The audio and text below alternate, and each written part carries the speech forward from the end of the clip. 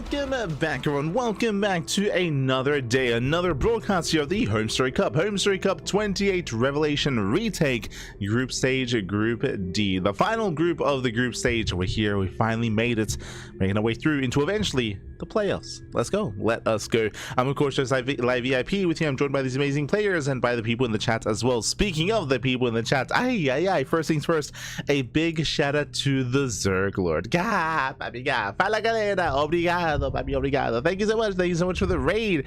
Great to see you back, papi. It's been years. It's been a long time. For those who don't know, the Zerg Lord is a Brazilian Zerg player. He was a pro player a couple of years ago back in the day, was an active competitor, and was one of the best Zerg players in Latin America back when the Latin American scene was more active, referring to, you know, players like Ryu, players like Eric, Jim Rising, Chem, Universe, the Zerg Lord, back when Darker named, of course, was an active player as well. Oh my god, Huevito, Eggs, Egg even as well. There was a lot of Zerg competition, and the Zerg Lord was amongst the best of them as well.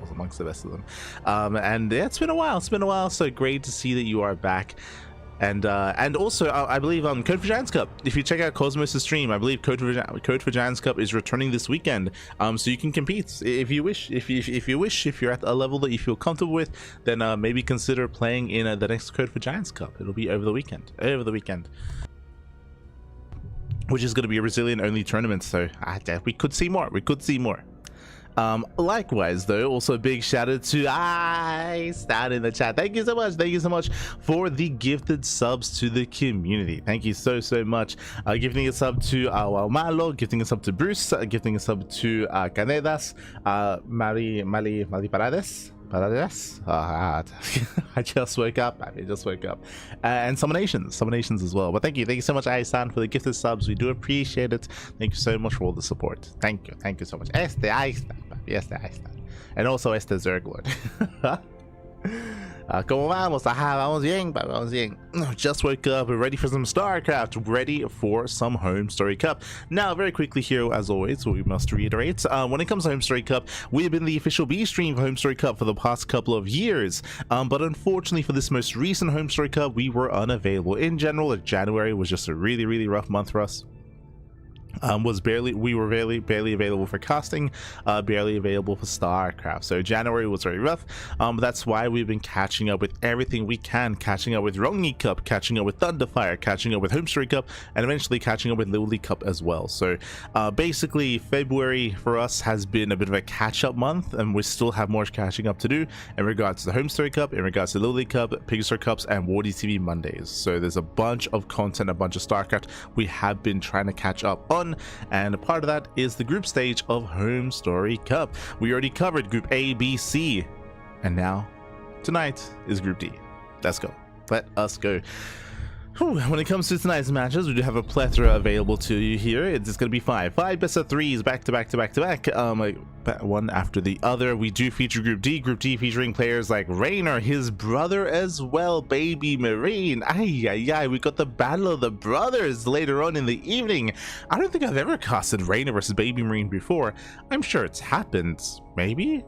I don't know. Like the problem is that Reynor is not the most active player in online tournaments, and I don't know how often they play against each other in offline events, right? Like how often they hit each other. So I'll double check after the broadcast. I hope that I'm reminded, or I hope that I remember, but I would love to see the history between these two players, because I'm sure they might have played, but it would have been few and far between. Obviously there's a favored player there, but yeah, it's fun to see the two brothers in the same group facing off against each other. Remember, this is a round robin group stage, so everyone plays against everyone. So we got Reynor, we got BabyMarine, we got Trigger, we got SKillous, we got ShoWTimE as well, and Letalix. And we are going to be covering 5 best of 3s tonight. So tomorrow we're going to be live with the second half of Group D. If you notice here on the title of the stream, it does state Part 1. We do have a Part 2. There are that many games, that many matches worth covering as well. So we'll be covering Part 2 tomorrow. And then after that, over the weekend, the playoffs will be taking place here as well. So we're going to be working through HomeStory Cup. For those who did miss out, I did miss out on HomeStory Cup, so we're catching up. See, la grasa as well. Buenas noches, patos. Buenas noches. Quack. Shema. To all those in the chat as well. Shema. But yes, we do have our 5 best ofs, and we'll be beginning the broadcast off with a bit of a cheeky PvT. Let's go. Up first is going to be SKillous versus BabyMarine. We were going to be starting things off with Reynor versus Trigger, but I'll save that a little bit until, you know, the second or third match of the broadcast, just because it's a pretty high profile match, and, you know, people, they're going to wake up. They're going to tune in for the StarCraft. But now that, let's go. Game 1 is going to be on Winter Madness. Let's go. So we have our Terran versus Protoss. And spawning in the bottom right hand corner of Winter Madness, we have the Italian Terran player. We have the red Terran representing Streamer Zone. It is BabyMarine. And spawning in the top left hand corner, we have the blue Protoss player representing Team Liquid. It is SKillous.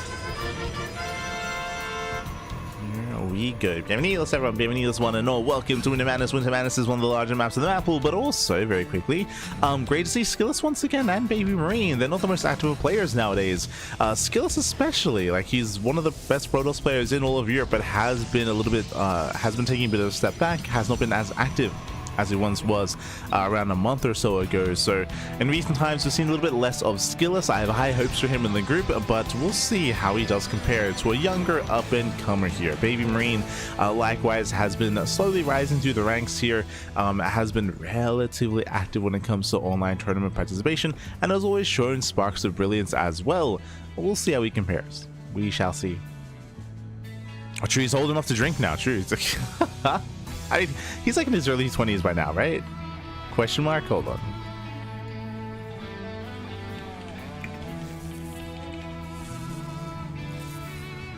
Because he was born in 2005. Jesus. 20 years old. Like, I can't. These goddamn kids, papi. Ay. SMH my head. That's crazy. That's crazy. He's a baby. I mean, he is. He's BabyMarine. But now then, for now we are going to be settling up. I feel like the question has to be asked about this player here as well. Like, we always talk about, hey, when is young Jakub going to graduate into old Jakub? True. Same thing with this player here. When does BabyMarine become Teen Marine? When does he become young adult Marine? When? If at all.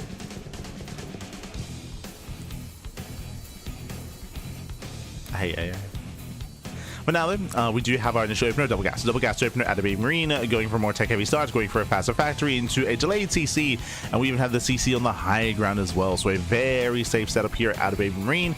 Typically when you go for a CC on the high ground, we're going to be skipping earlier tech. So obviously there's going to be no fast tech lab into Marauder, for example, and you can see there's no tech lab into Cyclone either. Instead, opening up Reaper Heli to be active across the map, not too concerned with at-home defense.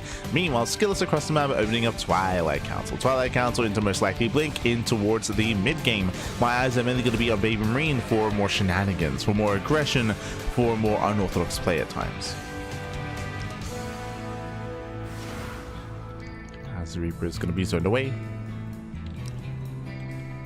My kid is 22. No. We're all becoming old. We all know he's going to be skipping steps and be called the Molding Marine. Not like this. Poor BabyMarine. It's true. StarCraft does age you faster. That is true. That's why Eba's an old man now. Smerge. I think it was the last time Eba was streaming and he was like, yo, I'm getting too old for this. Like, I should. It's like my hands aren't as fast as they used to be. It's goddamn kids on the ladder. What can I do? Getting old. Meanwhile, Eva's like 17 years old. He's like,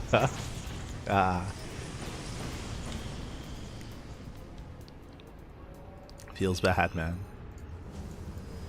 But now though, For now, we are going to be settling in. We do have our follow-up here. So it was, again, double gas into a faster factory, into a faster starport, into a committed tech structure here, opening up a Banshee, Cloak Banshee at that. So again, quite committed play here by BabyMarine. We'll see if this can pay for itself. For now, SKillous is in the dark. SKillous, he has not gotten a full scout in the main base, so he's playing blind at the moment, but he does have the Robo on the way. Observer is going to be on the way as well. Speaking of, there it is. Observer is going to be routed across the map, and we'll see how long it takes to really get an eye on what is going on and whether or not the Banshee can find some damage.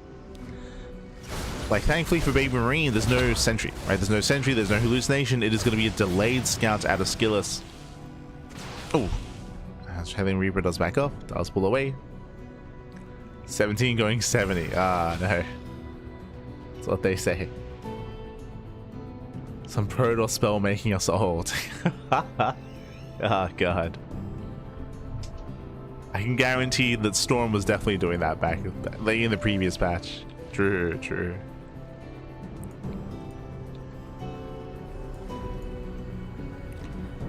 As behind this, we do have our charge follow-up. SKillous claiming his third base. Quickly catching up, though, it was 2-gate. Okay, so 2-gate blink into a robo into a third. So relatively economic opening here by SKillous. The observer's now moving in. As the observer moves in, the Banshees are going to be moving out. And again, SKillous, he still has not yet confirmed what's going on. The Banshees are coming. Meanwhile, tank is in position. Plenty of Marines. No bunker, so a little bit vulnerable back at home. But again, the observer is still coming out.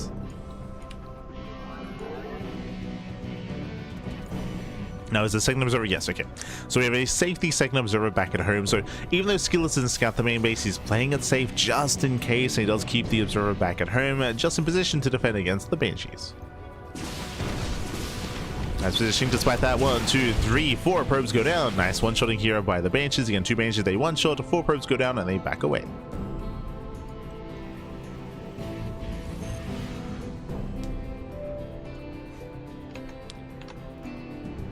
Back away at the same time, Reaper heading in towards the third and getting 1 extra probe, nothing major. 1 more worker goes down. Sorker gets punished trying to blink into the main base. So far, BabyMarine doing well for himself. Does some economic damage, defending back at home, building up with a stim, combat shields, and will soon be able to move out. Most likely going to be waiting for his medevacs though, before we can start to move out. There we go, medevacs are now on the way. Banshees, they actually do turn back around.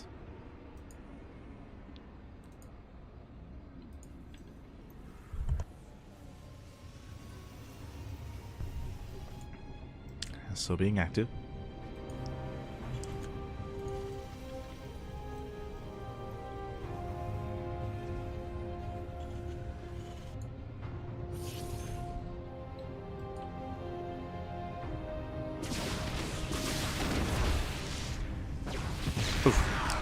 As the first Banshee falls. BabyMarine, he's going for a third CC, so no crazy 2 base all in, there's no extra axes, so we're just going to be building up, moving out, claiming a third base, and we should be able to advance from here into the mid game. We're getting there. As BabyMarine expands, that does create an opening for SKillous. But as long as BabyMarine chills back at home, we should be fine. Should be fine. Setting up defensively. Peeling off a double drop.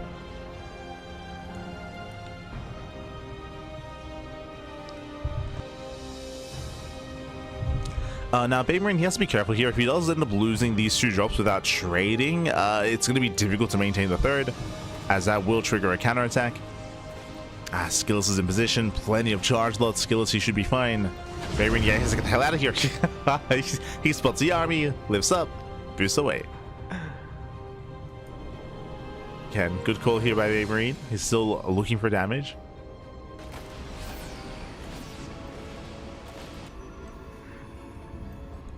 Scan reveals the army. Reveals the 4th base. Oh, moving out with everything this time. He gets spotted by the observer. Oof. Yeah, SKillous.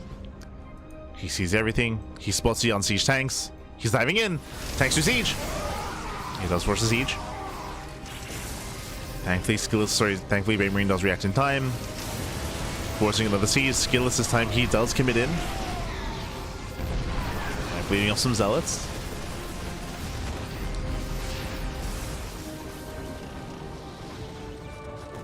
BabyMarine still pushing forward. This time we commit. The tanks are going to go down. Yeah, 1, 2 tanks. Not a single shot goes off. 9 mines. Nice mine connections. And Wood mines, they do pop up.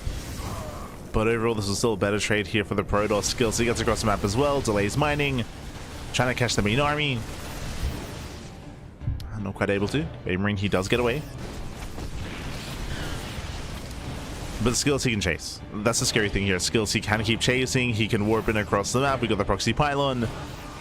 And BabyMarine, he's in danger. He's in danger. He's in trouble. SKillous consolidating his army. 4th base is spotted.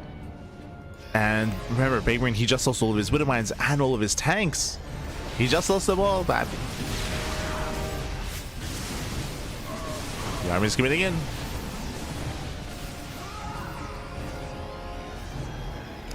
And warping in 6 outside of time. Thankfully, BabyMarine, there's no gateway, so slow warp-ins. Slow reinforcements. Oof. But it still might be too much. Nice move with the Stalkers. They focus on the first Viking. There's 1 Viking left. Gets both Vikings. More Zealots are coming in, and it looks like this may just be too much. Again, the Bio army is just so heavily weakened. There's barely any Marines left. 1 Colossus might go down. Oh, gets 1. Just 1. Yeah, SKillous overwhelmed. GG gets called, and SKillous takes game number 1. GG. Whew. GG, well played. SKillous does take a lead in the series. Again, things were pretty even, pretty back and forth between the 2 players, finding damage with the Banshees, finding damage with the Reaper Hellion, but BabyMarine, he got caught with his pants down in the center of the map. We spoke about it at the time when he was being active with his double drop, but if BabyMarine lost his double drop, then he would trigger a counterattack and he would not be able to defend the 3rd. Instead, we went 1 step further. He moved out with everything, unsiege the tanks, unsiege the Widow Mines, or lift the Widow Mines, unburied I should say, moved out with the entirety of the army, and he lost all of his high-tech units. He lost his tanks, his Widow Mines, he lost a massive chunk of bio as well, and that meant that after that engagement, after that failed move out, SKillous could keep pushing. He could keep pushing, he could counterattack and break the 3rd. Thankfully for SKillous, he had that pylon set up ahead of time, so he could just reinforce and break that expansion before BabyMarine could stabilize after those losses. GG. GG, well played. So again, a really rough move out there from BabyMarine. He got caught with his pants down. It's unfortunate that that he didn't spot the observer, right? There was an observer over the army for the entirety of that move out. If you could find it, if you could shut it down, then maybe SKillous would be a little bit more hesitant about diving, because he wouldn't know when and where the tanks were sieging or unsieging. So maybe there would have been some opportunities there, but alas, GG. GG, well played. And with that, we're now getting into game 2. Jumping into game 2, going to be loading into 10,000 feet. Let's go.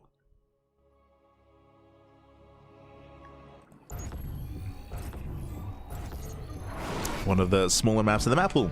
And spawning in the top left-hand corner of 10,000 feet, we have the Italian Terran player. We have the red Terran representing Streamer Zone.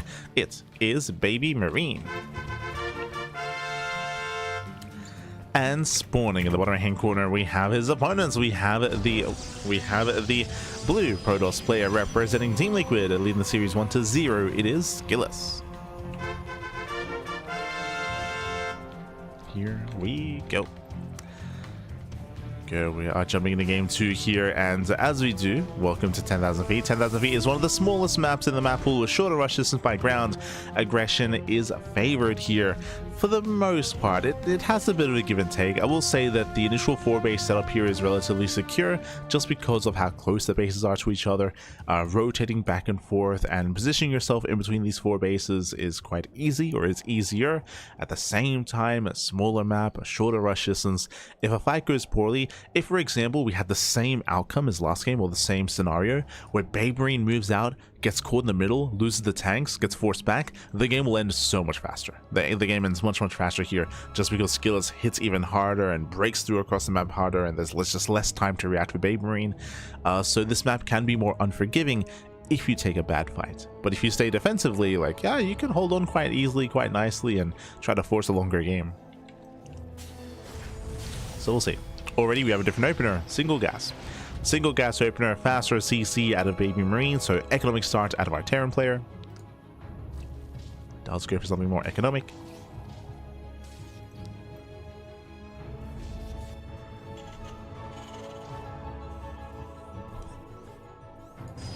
SKillous likewise going for standard opener as well.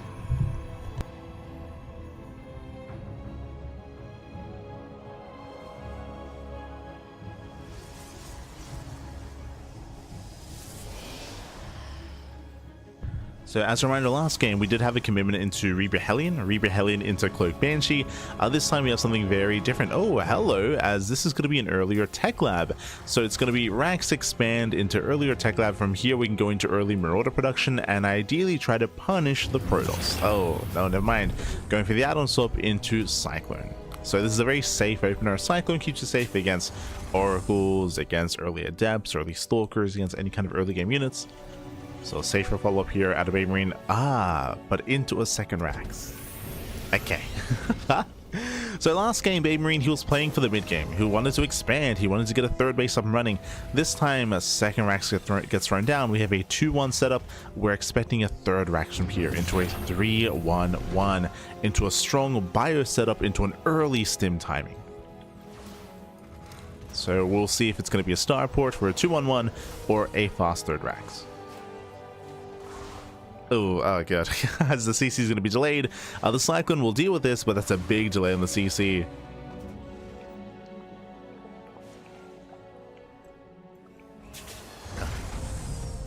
BabyMarine is banking up 500 minerals. Oh my god. We should be able to afford another production building here. Yeah, there it is. That is very late. Oh, disrupted build here by BabyMarine. As the early game and the early shenanigans did maybe get to him a little bit, but that is a very late Rax. Very late third Rax. But there's Stim. And as we mentioned, we have the 3-1 setup here. This could be indicative of a 2-base all-in. Again, like there's just so many Marines, there's so much emphasis on the bio army. Tank production has begun. We'll see if BabyMarine even gets a starport.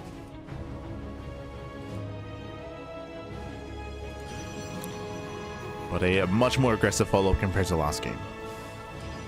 Much more committed. +1 is on the way. Maybe that should hit with +1. SKillous is going to be opening up 2 gates in the main base and a 1 gate in the natural, so 3-gate blink. 3-gate blink, safety robo as well, very safe play out of SKillous. I do like this, he's getting War Prism, so he's going to be applying some pressure to his opponents. Remember, SKillous should be expanding behind this.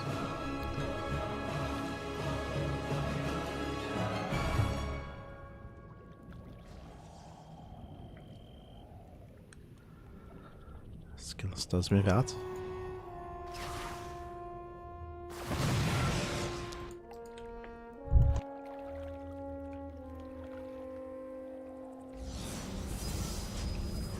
Yeah.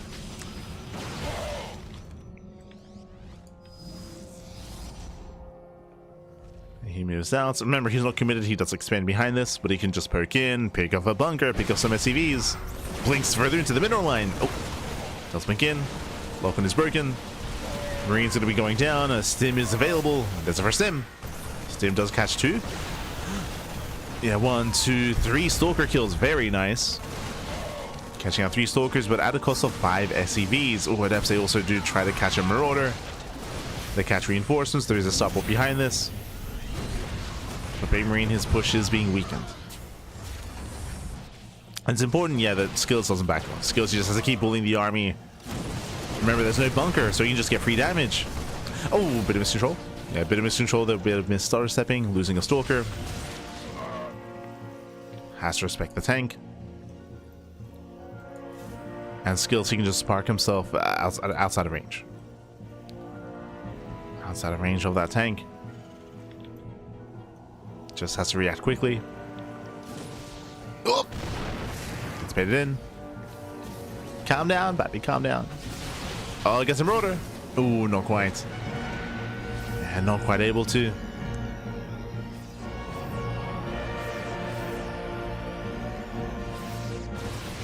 Prism rallying into the main. 1 Marine goes down. And chopping off a couple of Zealots. These are Slowlots. They drop in. Cashing out 3 SCVs, distracting the main army. Delaying BabyMarine. And third CC. He's not going for the 2-base all in. He's going for the third CC. Again, a rough early game here from BabyMarine. He wanted to be active. He's got Sim, he's got +1, he's got combat shields. But he cannot move out. Not without being punished. And Skills is just chilling. Just sitting behind this, getting to Storm. Storm is on the way. Immortals are being built up as well.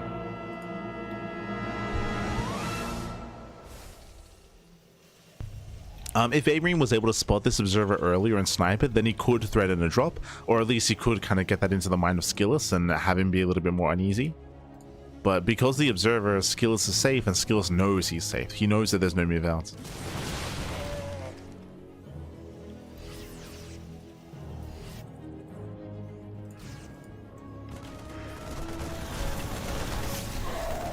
We'll jump into the main.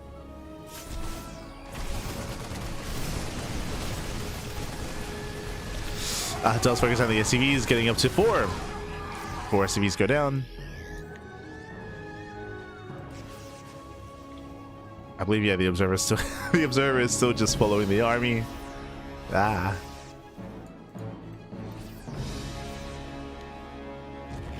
Fourth base on load for SKillous. Now, on the one hand, there we go. Observer finally gets caught out, and now suddenly BabyMarine can go for drop play, can move out, he can now start to be a little bit more active. Oh. And SKillous, yes, be careful.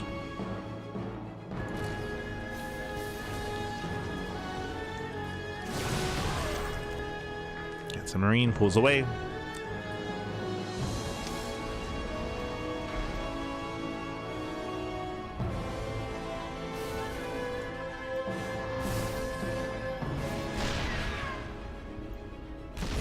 SKillous does reinforce. Oh my god, coming in with the storm drop. Yeah, massive storms on the Marines. One more storm will kill everything. Jesus. At least it punish. Catching out 2 Templar. 2 Templar went down. SKillous is almost maxed out. There's only 1 tanker in position. There's no Sim City. SKillous getting ready for this round. Now it's a very Marauder heavy competition, so he can tank some storms. Oh god. Massive storm in the army. Sounds like away from behind. No, the storms, they continue. There's no way run. GG gets called as we get a full surround, and SKillous, he does take the series 2-0. GG. Whew. GG, well played. He will claim the series. Again, my condolences to BabyMarine. We did have a little bit more of a back and forth in game 1, but game 2 was a little bit more one-sided. Unfortunately, okay, winding it back, BabyMarine, he went for an aggressive build. Remember, BabyMarine, he went for an economic opener into a fast 3-1-1, delaying his starport, early stim, early +1, mass marine. Ideally, when you go for this kind of build, you want to be active. You want to move out with drops, you want to move out with your army, you want to apply some pressure, and you want to be aggressive. Otherwise, why invest so heavily into all these marines and not tech up instead? So he wanted to be active, wanted to be aggressive, but because of the observer and because of the 3-gate blink, we saw that SKillous contained him. He was able to contain a BabyMarine, and BabyMarine couldn't achieve anything despite having such a large bio army early on. He was stuck at home. Shout out to that observer. It took a long time for the observer to get sniped. When it finally went down, then finally BabyMarine could expand, but by then SKillous, he was already on 4 bases. He was already on 4 base saturation. He already was almost maxed out, had Storm, had Immortals, had plenty to work with. He was just left alone for far too long and snowball out of control. GG. GG, well played. So again, just a really rough opener, a really rough start there for BabyMarine, considering he wanted to be active and aggressive, and he was just stuck at home. Just stuck at home. And with that, congratulations, SKillous has claimed the initial series, and we get ready for our next matchup of the broadcast. Un momento. As we go from one brother to the other. Let's go. Let us go. Up next is going to be Reynor. Reynor is going to be going up against Trigger in a ZVP. Trigger, of course, going to be traveling over to Krefeld HomeStory Cup from Korea, as he has been in Korea for the majority of the past 2 years, and is facing off against his teammates. True. Basilisk on Basilisk. As game 1 is going to be on 10,000 feet.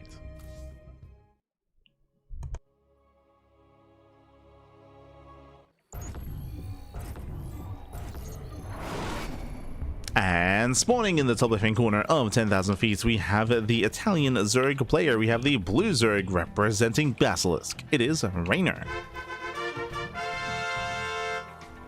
And spawning in the bottom right-hand corner, we have his opponents. We have the Canadian Protoss player, the red Protoss representing Basilisk. It is a Trigger.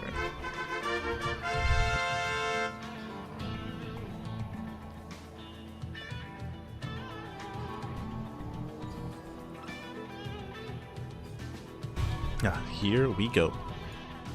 So we are going to be setting up.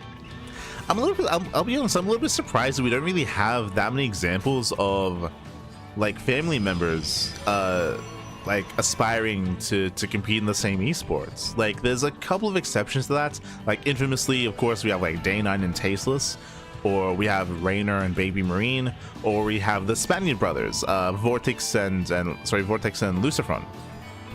But that's kind of it, right? Am I crazy? Like, am I even though there are some examples, they're few and far between, and it's a little bit interesting that like it's not as pervasive, it's not as prevalent as you would otherwise think. Yeah, interesting. There are like other kind of examples of course, like famously like Innovation. Like Innovation's brother competes in League of Legends, which is an esport, not quite StarCraft, but StarCraft adjacent, I suppose. But yeah, it's interesting that it's not as prevalent in the pro scene as you would otherwise think.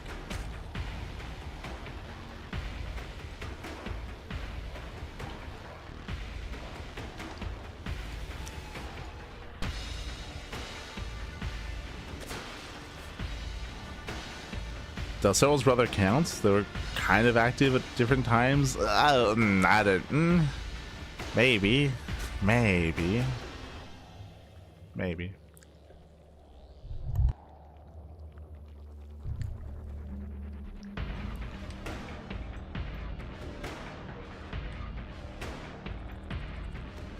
Like in sports, I'm not sure you have that much either.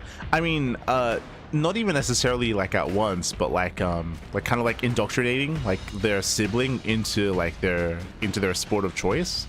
I feel like that's going to be relatively common in regular sports, right? To be fair, I don't really know. Like I don't I don't follow regular sports, but like, yeah, I would imagine that happens, right? Like you and your sibling, like in school and stuff, like competing, like in football or soccer.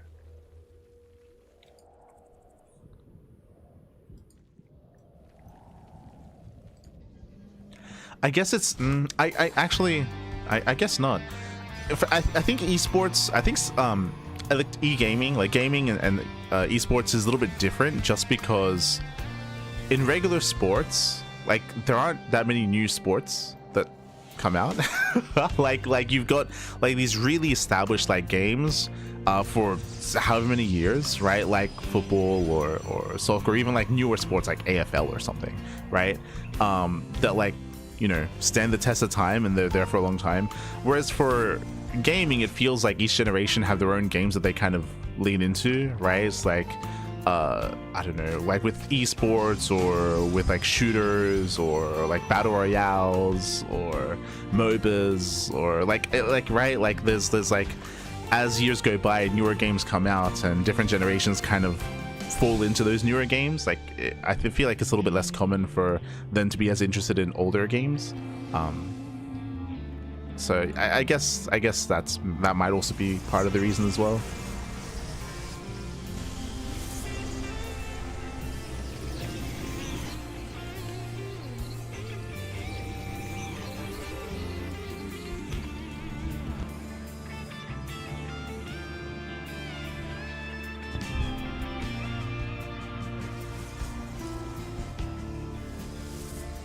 Yeah, maybe. Anyway, Jesus, what's going on? Sorry, I was lost in thought. We had a... Jeez, okay, there's been a lot going on. Twilight Council opener here at a Trigger, going for a 2-base all-in. At the same time, Reynor, he went for his own Ling aggression. Hatch Aspel, 3rd base into a Roach Warren. This is a relatively safe response out of Reynor, but Trigger's crazy. He's going for a 2-base all-in, Fabby. How many gates? 6. So 4 in the main, 2 at the natural, 6 gates, Blink out of Trigger, all or nothing. Now, thankfully for Reynor, he's already aware something is wrong. He did not go into the main, so Reynor, he did not fully confirm.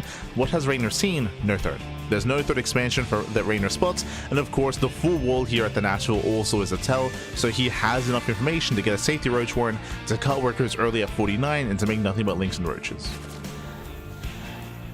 So Reynor's getting ready.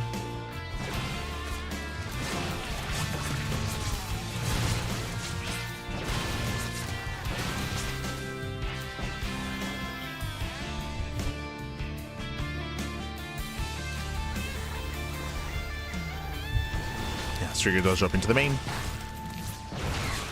Drops in, gets turned away.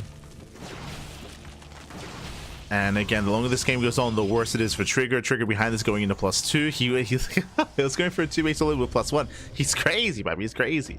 And unfortunately here is very delayed. Yo, let's go. We got the slow lot reinforcements. Let's go. Intentionally so. Bearing in mind that this early on, you don't need charge. Like, the Zealots are going to get value nonetheless. So they're going to be a nice buffer here for Trigger. But is it going to be enough? Because this entire time, Reynor, he is now droning, but he does have plenty of roaches. So we see 1, 2, 3 roaches go down. Slow lots are now revealed. Yeah, peeking more roaches. And so far, nice control here by Reynor as he pokes in. We do see, oh sorry, nice control out of Trigger. As he pokes in, Reynor does go for the counterattack. Trigger, can he pull this off? Trigger, he's being so patient with those Zealots as well. Like, he's in position to make sure he doesn't get surrounded. Links, they get across the map. Zealots are now activated, and Trigger, he can break through the main army. The Zealots are trickling in. Yeah, he's going for the roaches. He's going for the roaches. That's a lot of roaches going down. Reynor did drone. To start making workers here. We need another warp in. The Lings are coming from behind. It's still getting close. But I think Reynor's holding. Yeah, Reynor's got 9 more roaches on the way. Flash transfuse.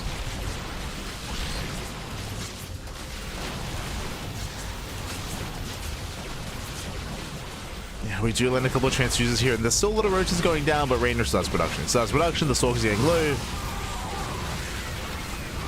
Trigger with the control, saving whatever he can. Like an impressive micro here out of Trigger. Getting so much value with so few Stalkers, and building up over time. Can he still pull this off? No, sure, he kills all the Lings, okay. All the Lings go down, Roach is getting picked up. Trigger, can he do it? Can he do it? Oh god. The juggling. Down to 3 roaches. No shot. He's done it. Wow, the boys are being pulled. Reynor is like, what the hell? Why won't these Stalkers die? Trigger is crazy. The Osu skills, papi. The Osu. He's tapping away.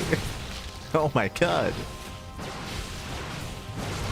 Made Italian rap, ain't got nothing on J-pop. It's oh my god. Oh, I spoke too soon. Yeah, I spoke too soon. The Stalkers again, they're just a couple of shots away from going down.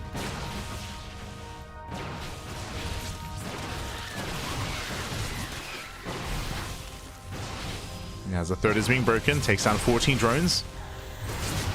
Oof. Yeah, so crucial here that he dies on those roaches. Has to make sure they don't build up over time. Gets another 2. Yeah, 2, 3, 4 roaches going down. Oh my god. Getting another. Again, what's impressive here, Trigger, it's not just Blink Micro, he's doing Blink Micro and he's juggling with the Prism whenever they're on cooldown. Like, we had double the Micro there to Trigger.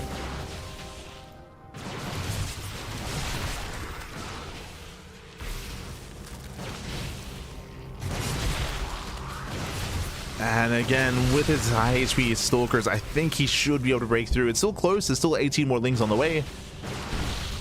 I snap on another 2 roaches. Another 3.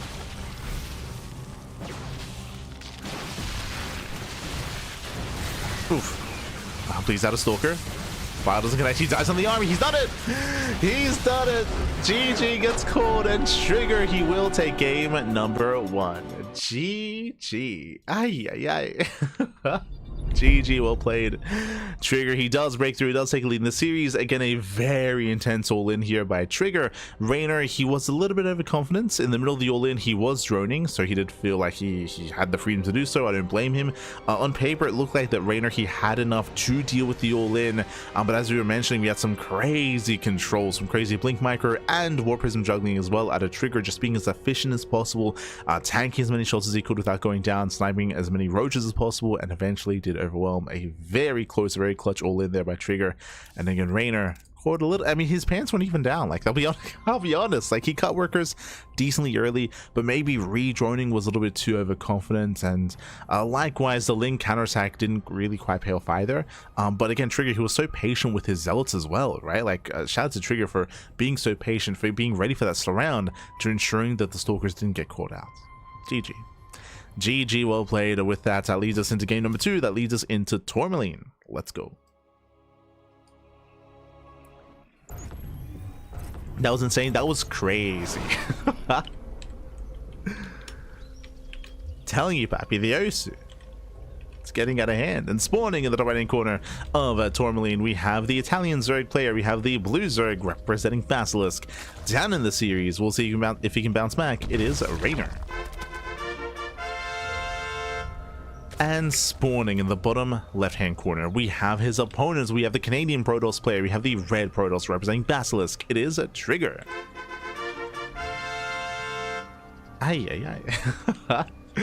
And once again, what were the vetoes? Game 1 was 10,000 feet. Game 2 here is Tourmaline. Very small maps. Very small maps. Short rush distances by ground. Aggression is favored here. If we were to go for an all-in, it would hit harder, but I don't know if it's wise for Trigger to go for another 2-base all-in. We could still see aggression, don't get me wrong, but obviously not the same build. Like, at this point, we gotta adjust a little bit. We cannot rely on the same build multiple times in a series, especially at this level of play. So eyes are on Trigger to see what the hell he does next.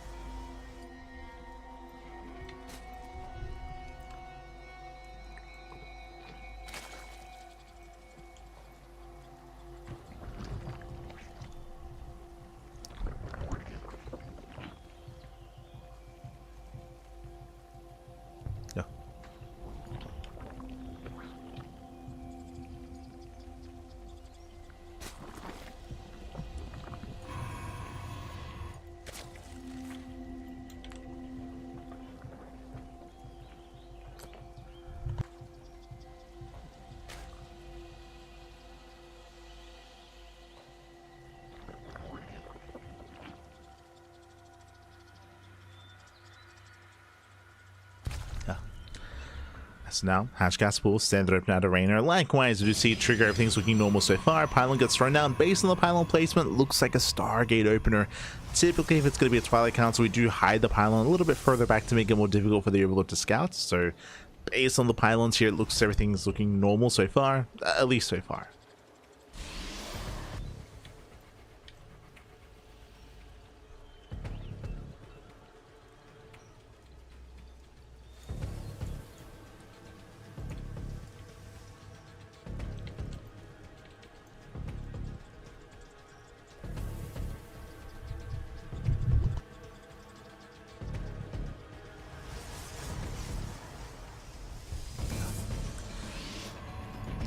To have our Twilight Council opener here out of Trigger.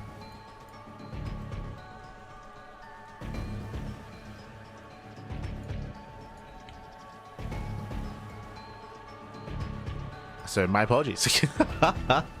Sorry, I was just autopiloting a little bit. Oh, no, yeah, Twilight Council, that's normal. No, it's not. So again, I assumed it'd be hidden a little bit further back, but no, Twilight Council opener, no fear. Now, to be fair, Trigger, he does spot the Overlord, and there's a Stalker on the way. Sorry, I say one, 2 Stalkers even, to make sure that the Overlord scout is denied. So Stalkers are here to make sure there's no scout into the main. Once again, Blink is on the way. This is looking like the same build. Looking like the same build 2 games in a row.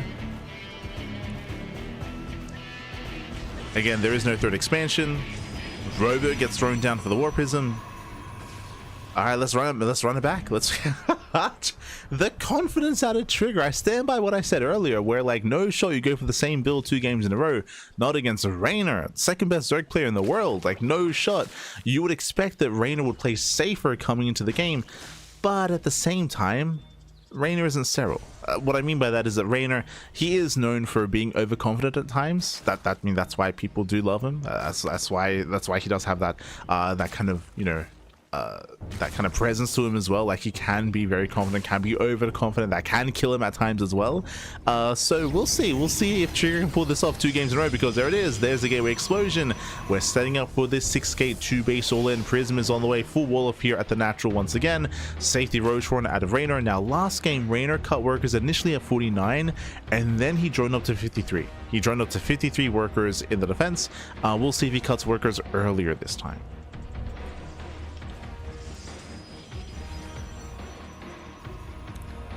As gases are being taken, layer is on the way.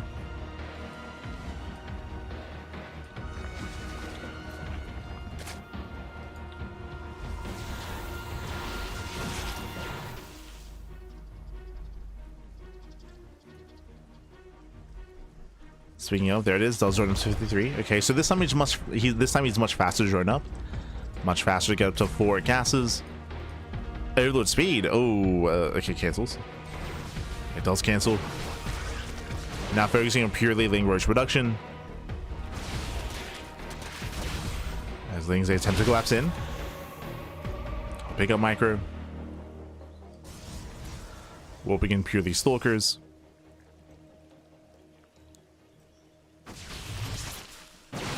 Oh, and Reynor, he will have earlier roach speed this time. So he is adapting. Likewise, looks like Reynor is staying on a lower queen count. He's got 4 queens. Trigger does break in. Hasn't killed the roach yet. Spine Crawl is on the way as well. That was on the way. That's a kill, another cancel. But you can see Reynor being much more patient this time. Being much more patient. He's banking up his army, luring the army in, getting ready for a flank. And this time there are no Studlots. I mean, there are a handful of them. But Trigger is supply blocked. Oh no, he's got 2 more pylons on the way. Trigger, he's banking up a lot of resources. That could be Zealots. That could be 7 more Zealots here with the main army. Ravagers get spotted. The Wiles! Oh, they're coming in from behind. Yeah, coming in from behind. And does he land? The Wiles, they barely... Oh my god, do land. The Prism goes down. Massive pickup. Ay, ay, ay. Yeah, and with that, no more reinforcements. Trigger has to rebuild that Prism. The hit squad of Ravagers, that was worth it. Yeah, more than worth it. And Reynor's holding. Reynor, he's holding. Again, reinforcements are delayed. Less micro potential as well.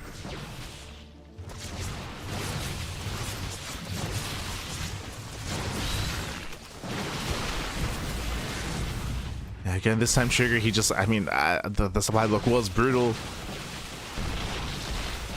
Yeah, less protection. Still trading well though. Jesus. Oh my god, the roaches are still getting very low. The roaches are going to be going down. At least going for this round though. Prism now comes in. With the Prism, we got the micro. Trigger being forced further back. Files, they do graze the army. Oof. Diving on the roaches. There's only a handful of Ravagers left. Trigger, can he do it? Oh my god, the army's so low. Yeah, it's so incredibly low here, and Trigger, you can see he was banking resources, warping in 7 Stalkers. From back at home, another Stalker goes down. Trigger, he needs the reinforcements back. Ooh. Yeah, blinks in, gets a Ravager, 2 Ravagers left. We need another warp in. Yeah, again, warp ins have been delayed. Trigger, he's back in control. Trigger's back in. Sprinkle does finish. Queens, they push forward. Reynor getting desperate.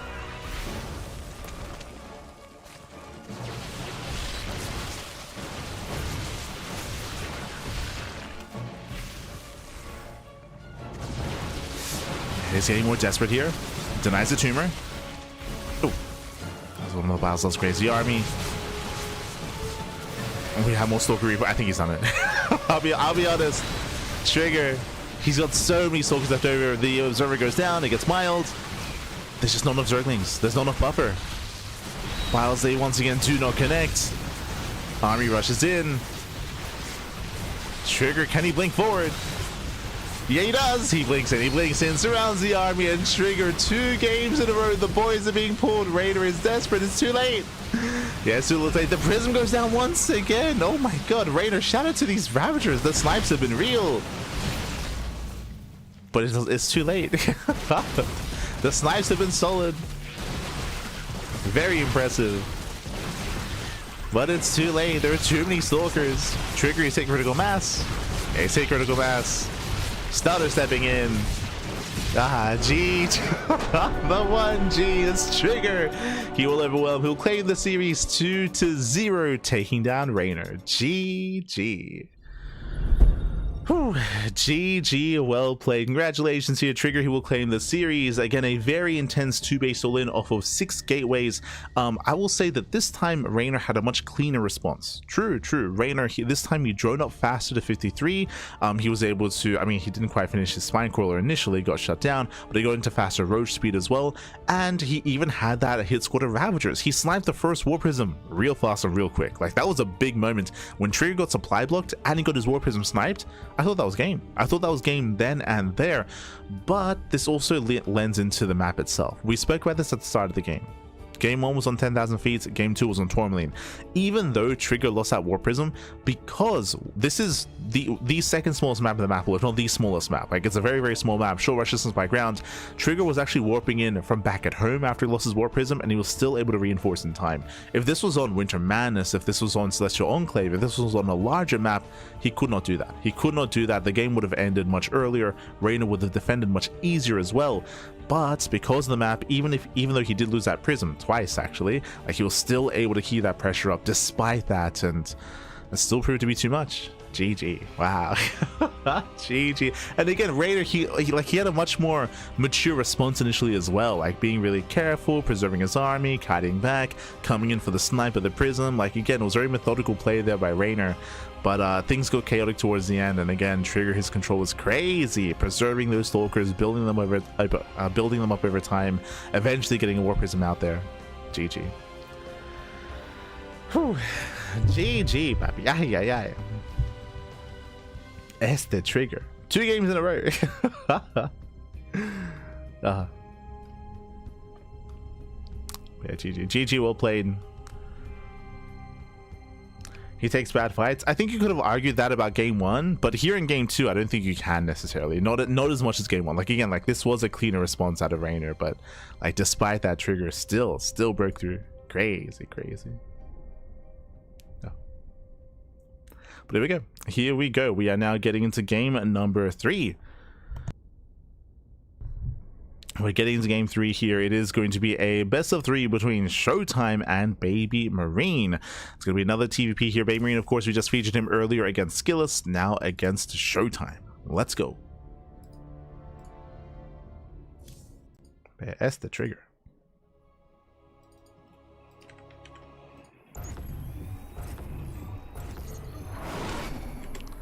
And spawning in the top right hand corner. Top right hand corner here, all the Old Republic, we have the German Protoss player. We have the Red Protoss. Oh, with the Red Protoss himself representing Sentinels. It is ShoWTimE.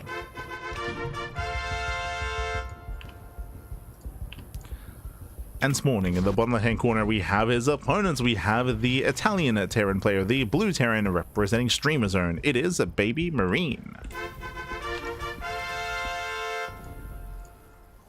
Here we go. Here we go. We are going to be settling in, and oh boy, we've had a lot of intense series so far. Both the initial first series with SKillous and BabyMarine, likewise with Trigger and Reynor. We'll see if we can slow things down a little bit, because now we're loading into one of the larger maps. Larger map of the map pool, longer rush distance by ground. Likewise, ShoWTimE is also featured here as well, so we might actually embrace the mid game. We haven't yet today at all this entire broadcast. Like, it's been some fast games. But we might get there. We might get there in towards the mid game. We'll see. We'll see if we slow things down. Think that was an old parting build? Maybe. But once again, though, I do want to give credit, of course, to Trigger. He had some very, very nice control. This is something that we've been praising Trigger as of late. Again, if you haven't been watching Trigger, he has been more regularly defeating some top players like Max Pax, for example. He's been more dominant over players like Classic as well in PvPs, and of course in PvTs as well, as Trigger did defeat Clem a couple of weeks ago. It was in, I believe, Rongi Cup. I think it was in Rongi Cup where Trigger did defeat Clem 3-2 in a best of 5. So Trigger, he's been getting some very strong results against the best players in the world. It's been very impressive to see Trigger's growth, of course, and nowadays I would say that Trigger has some of the best control in the world when it comes to his Blinkstalker control, his Blinkstalker micro, up there with Hero. So yeah, it's very impressive play that Trigger has been showcasing as of late. Again, it's been a little bit more recent over the past maybe 2 months, maybe over the past. Obviously, Trigger has been on the rise for 2 years at this point, 2 to 3 years. That is true, but in recent months, like we've been seeing a bit of a bigger spike from Trigger for sure. We haven't seen him spike up with his matches against Hero, Classic, Clem, Reynor now as well, Max Pax.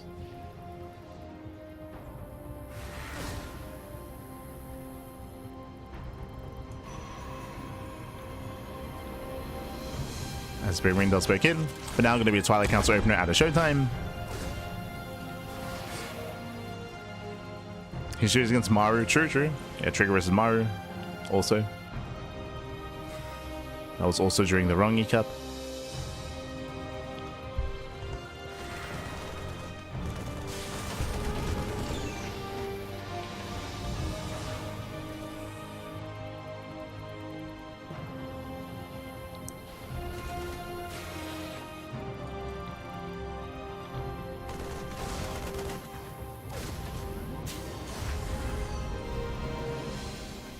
As you see BabyMarine getting into his own 1-1-1.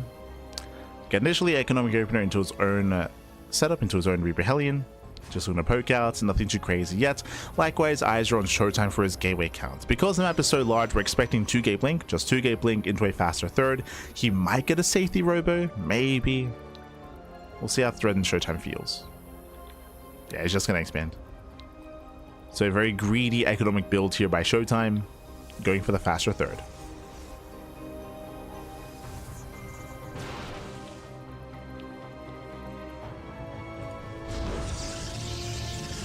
The base gets thrown down.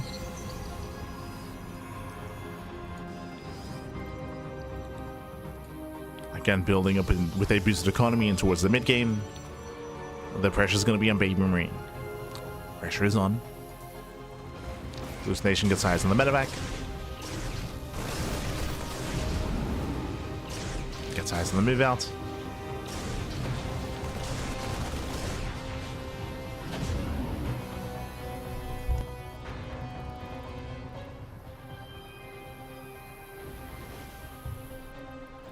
Again, ShoWTimE is getting ready back at home, peeling for a couple of stalkers. Again, he doesn't know where the medevac is headed, so getting ready in the main base. BabyMarine rushing to the natural. There is no safety shield battery, true, but there are some force fields. There is that sentry. BabyMarine hitting the third. As Yami responds, the Hellions can try to move in, and they do. 3 Hellions, they can one-shot probes. Stalkers blink in. Hellions are deflected, and ShoWTimE is all over this even. Oh, barely not sniping the Hellion. But so far, solid defense out of ShoWTimE. He defends well. Behind this, building up a charge into his own forge, +1, delaying his splash damage and going for a heavier gateway count coming into the mid game. A heavier gateway composition. Likewise across the map, BabyMarine just settling into his own 2-base setup here. Stim, combat shields, nothing crazy, nothing wild. There's no earlier upgrades or earlier tech. From here, we should be getting +1 and working on the 3rd CC. So for the first time this broadcast, we're slowing things down and we're getting into the mid game. I would favor ShoWTimE currently. He's in a better position just because of the openers. Raven Harass gets shut down. Reaper Hellion gets up. Going for the sentry.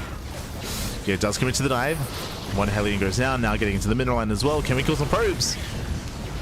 2 worker kills so far, getting 1 more volley up as well. 3 probes. Getting it to 5, okay. 5 probe kills. It is something. It's not ideal, but it's something here. So 5 probes for 3 Hellions and a Reaper. So 1 to 2. 1 Reaper, yeah. And 1 Reaper. So not a bad trade for BabyMarine. The Raven is still alive. Still has the medevac outside of the main base as well. Still has potential for damage.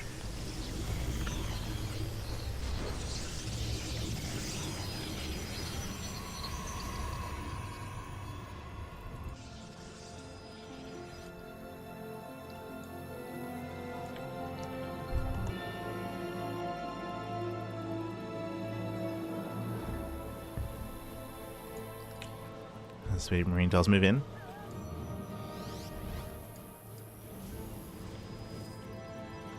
Does move in. He gets spotted by the observer. Decent chunk with the mines. But again, ShoWTimE is fully aware. Blowing back the army. As time goes on, the first Colossus is on the way. Second Robo as well.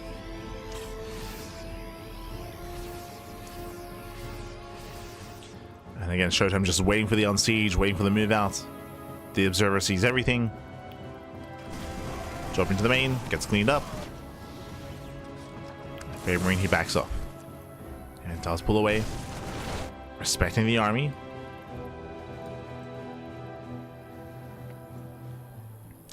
And on the one hand, BabyMarine, he fails to break the 4th base. I don't think he could have, to be fair. And thankfully, he doesn't lose his army. He retains it. He retains his army, he retains his composition, claiming his 3rd, and again, building up into a longer game state. I still do favor ShoWTimE, just because now ShoWTimE can really settle in. Second Robo is done. We can start working towards double Colossus and eventually double Disruptor production as well. ShoWTimE is rounding out his army. And BabyMarine at this point is stuck at home. And soon he's going to be incentivized to just turtle. To throw down center towers, missile turrets, to wall up and get ready for a 4th base. As we delve into the mid-game here, we must discuss, yes, this map is large. True, we did kind of open up with that. You know, larger map of the map pool, longer rush distance by ground. The 4th base, though, is very difficult to defend. As the Raven gets caught out. Yeah, Raven did get caught. Aye.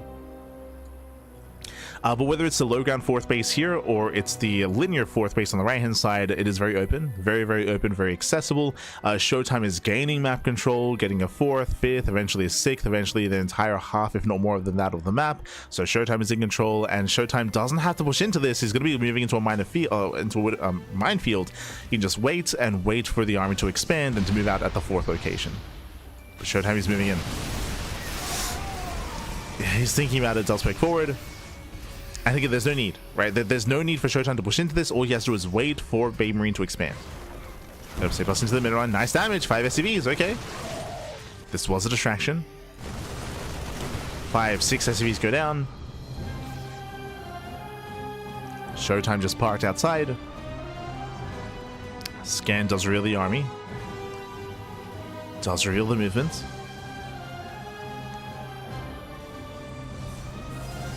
Again, ShoWTimE is maxed.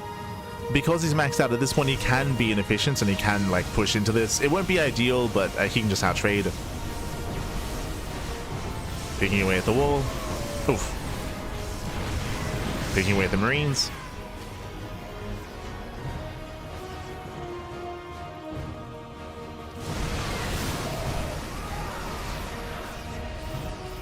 Again, ShoWTimE just has to take it slow. Just take it slow. Back in, pick up a couple of units, get every other base on the map, throw down walls like cannons and shield batteries. Once ShoWTimE takes extra gases, or once he accumulates some gas, then he can throw down a fleet beacon, Stargate, fleet beacon, and get ready for a Skytrails transition if need be as well. Or at least some mothership.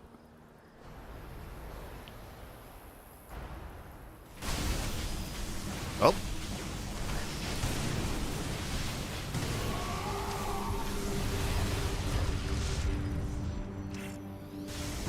And ShoWTimE is setting up.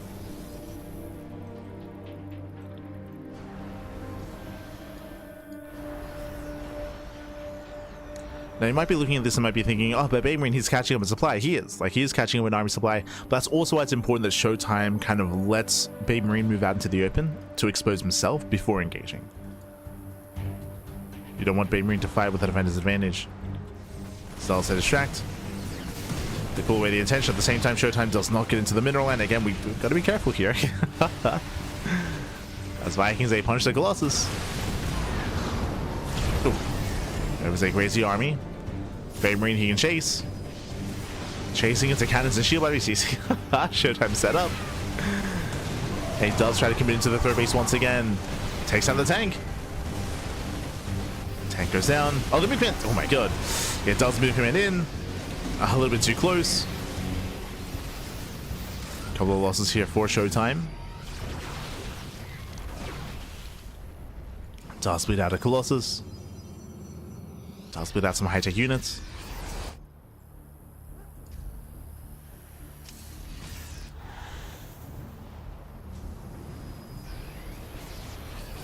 BabyMarine is now establishing his base. I would have thought we would have set up for a surround here, but this flank is looking a little bit weaker for ShoWTimE.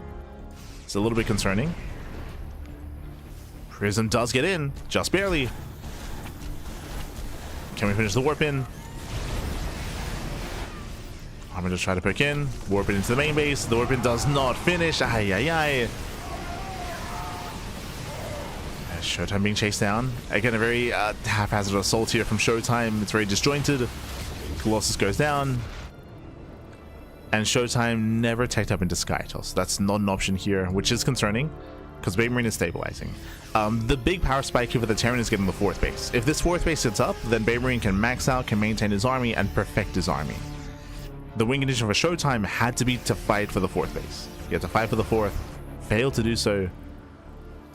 So things looking better for BabyMarine. I switched too soon. BabyMarine, he moves out. He's out of position. Fifth base is denied. Can ShoWTimE get the fourth? No, as they zone back. They zone away. The expansion gets around and he gets it. The fourth base goes down. And that's all the ShoWTimE needed. That's all he needed. He has to get the hell out of here. Pull out, Pappy. Pull out. As he pulls out, Zelrama moves in. And as we mentioned, just deny the fourth. Deny the fourth base. If ShoWTimE can keep doing this, then he can maintain his lead. Deny the fourth. Keep BabyMarine busy at home.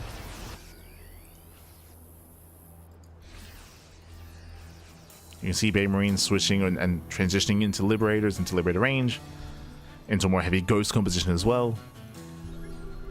Who catches who? Some panic novas there at ShoWTimE. I'll say attempt to slip by. They get into the natural. Can we let those novas? Can we slips in? Can we force back? Despite that, 14 SCVs go down. 15! 15 SCV kills. That's worth it for ShoWTimE. Is worth it. And there it is. This is a little bit late, but it's fine. Stargate's on the way. Temple Archive's on the way. We're getting ready for that fleet beacon.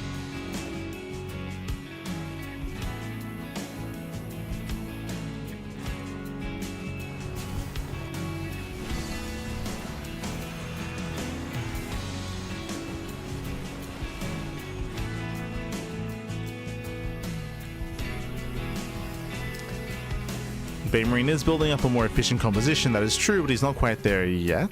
He's up to 8 Liberators, 6 Ghosts. His army's looking pretty solid.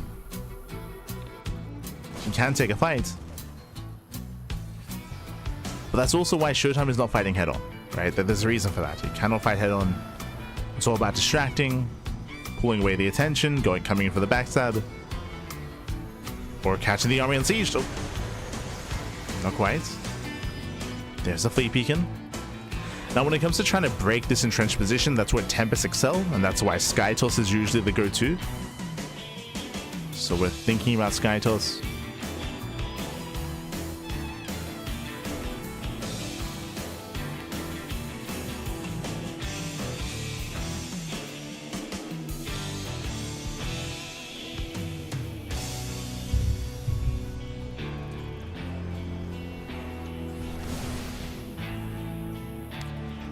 ShoWTimE still sharking around. BabyMarine is spreading himself thin. So this is a big moment for the Terran player. He is expanding, getting another base, getting a 5th. So 5th base is on the way. But again, we do see a lot of supply spread here when it comes to Liberators. So I'll say fail to move in. And as ShoWTimE bleeds off Zealots, we have Tempest production now underway.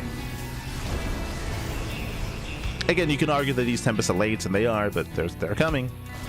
Now, the scary thing here is that ideally you want to bring out the Tempest before the 5th base gets them running. The fact that the 5th base is on the way is a scary moment for ShoWTimE.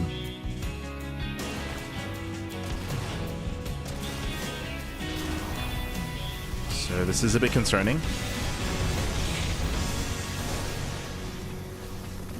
At least it would be if these Zealot run bys weren't finding damage. I mean, 5 more SCVs. Rotating over.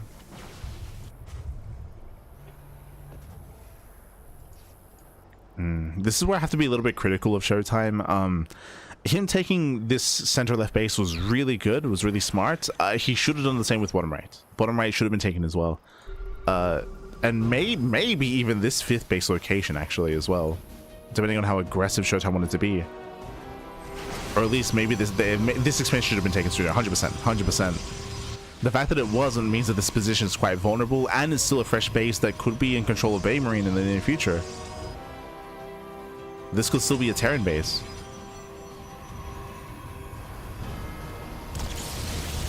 Yeah, mass liberation has arrived. Late reaction by ShoWTimE. Ooh, late reaction. Yeah, freedom pops off.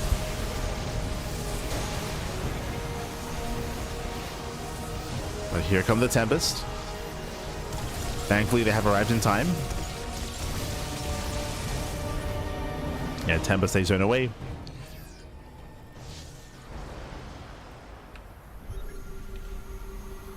There should be an Oracle coming in with the main army as well. BabyMarine at the same time setting up for a counterattack.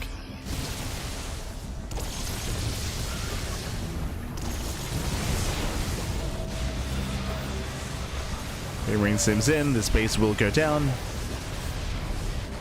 And do we trade bases?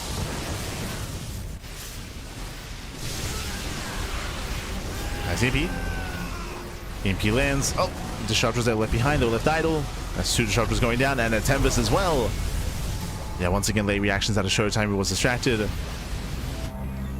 Again, does lose an expansion. If he's not careful, he'll lose another. And again, ShoWTimE is hurting. Nice EMPs. EMP pops off. Tempests are going down. Oh my god. Yeah, Tempests do go down. Reinforcements have arrived. BabyMarine just flanking the army, forcing him further back. And can he break the expansion? Can he get it? Ah, he needs more Vikings. Yeah, down to only 2 Vikings. Not enough Vikings in the end, gets forced back. Ay, ay, ay. BabyMarine, he was so close. He was so close. Yeah, Liberators are going down. Storms are coming in. Oh, sorry, no heights. No energy. Yeah, there's the energy overcharge. No Disruptors either. Again, messy engages here from ShoWTimE. So I'm finding some damage on a handful of SCVs. We just need more Vikings.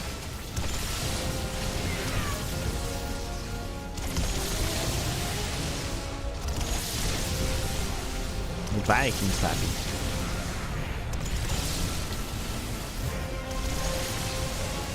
Yeah, 6 Vikings so far. Setting up for a flank. Doors coming in. Massive EMP. Yeah, massive EMPs. Ooh, on everything. The High Templar and the Tempest. Vikings, they rush forward. They catch some of the Tempest. It's gonna be 1, 2. Nova's coming in. Oh, nice Nova. Does connect. That 1 Purification Nova, that 1 Disruptor. Tempest is still popping up though. There's still a lot of Tempests left over. There's what, 4 Tempests left.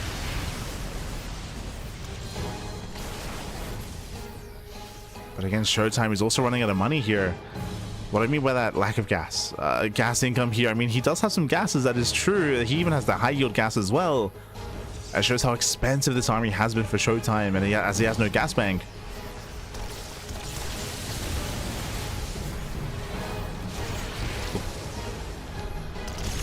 Another EMP.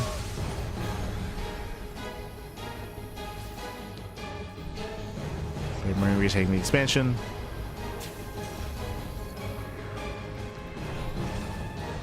Ah, that 5th base being denied was brutal.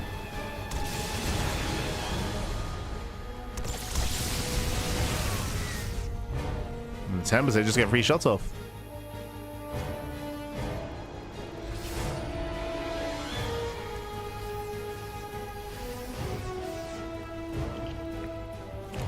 BabyMarine though, yeah, taking bottom right. As I mentioned before, I do feel like ShoWTimE, he could have been more aggressive when it came to these expansions and could have taken both these bases much earlier. Much earlier.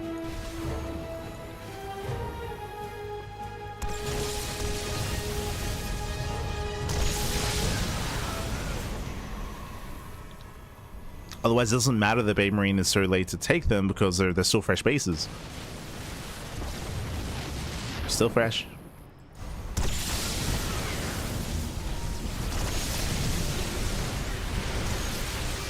Once again, mass EMP of the Tempest. Jesus. That's the one and only Storm. More High Templar coming in. As BabyMarine, he attempts to flank. The flank gets caught out. Never pops off. Ooh, nice connection. But there are the Storms coming in. The Storms were left over. High Templar, they can push in. Yeah, plenty of... a little bit wasteful with the Storms, but it's fine.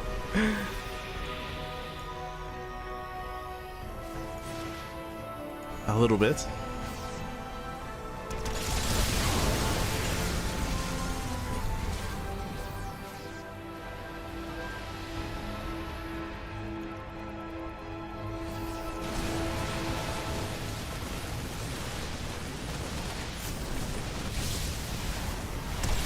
These Rambites are not quite worth it, but they're becoming a little bit wasteful. So just run into reinforcements. There's nothing much to kill after natural anyway. Oof, so an EMP does land.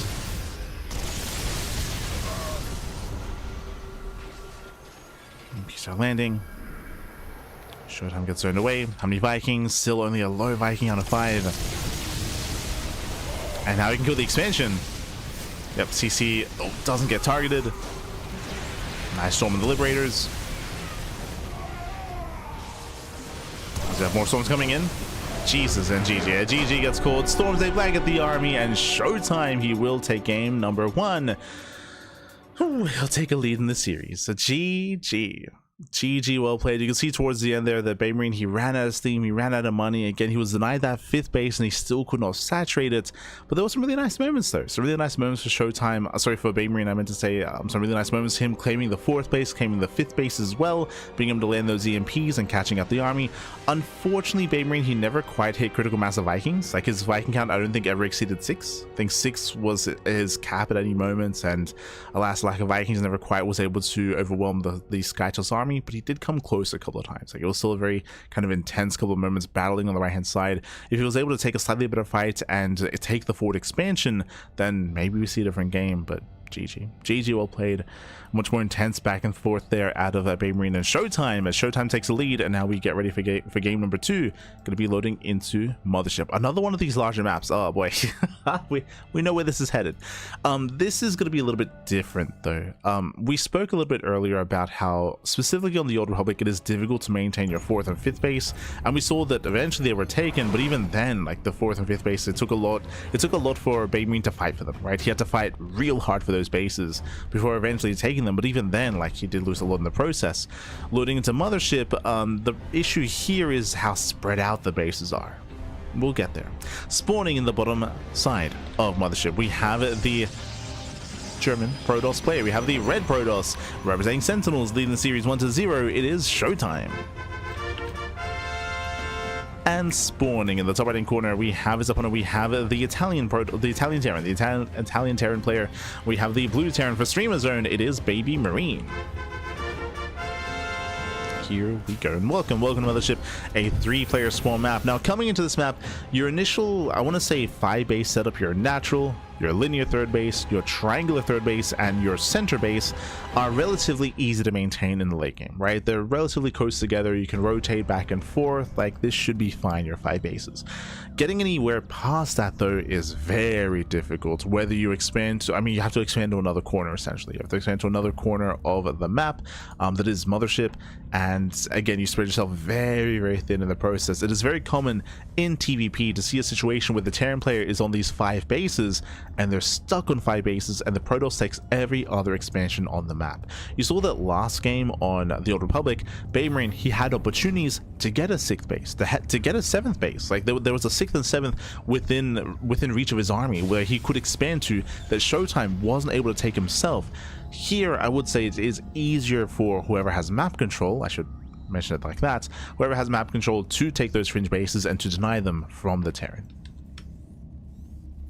As traditionally in late game TvP, it's the Protoss player that has map control and the Terran players that's more defensive. Traditionally. Of course, there are always exceptions. So I feel like the pressure is going to be on BabyMarine to be aggressive earlier on.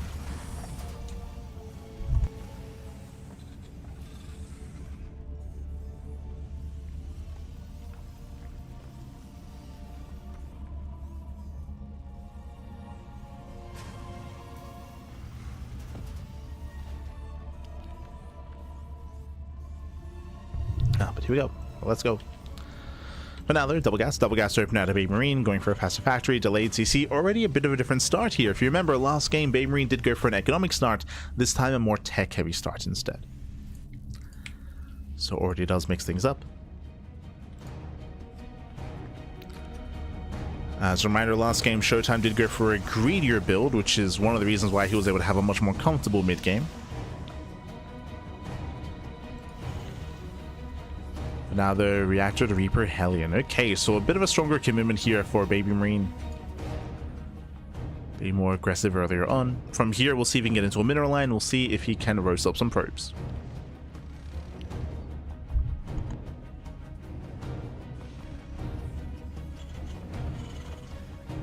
Oh, okay, as he goes for his Reactor Reaper Hellion into another Rax before the starport. You have my attention.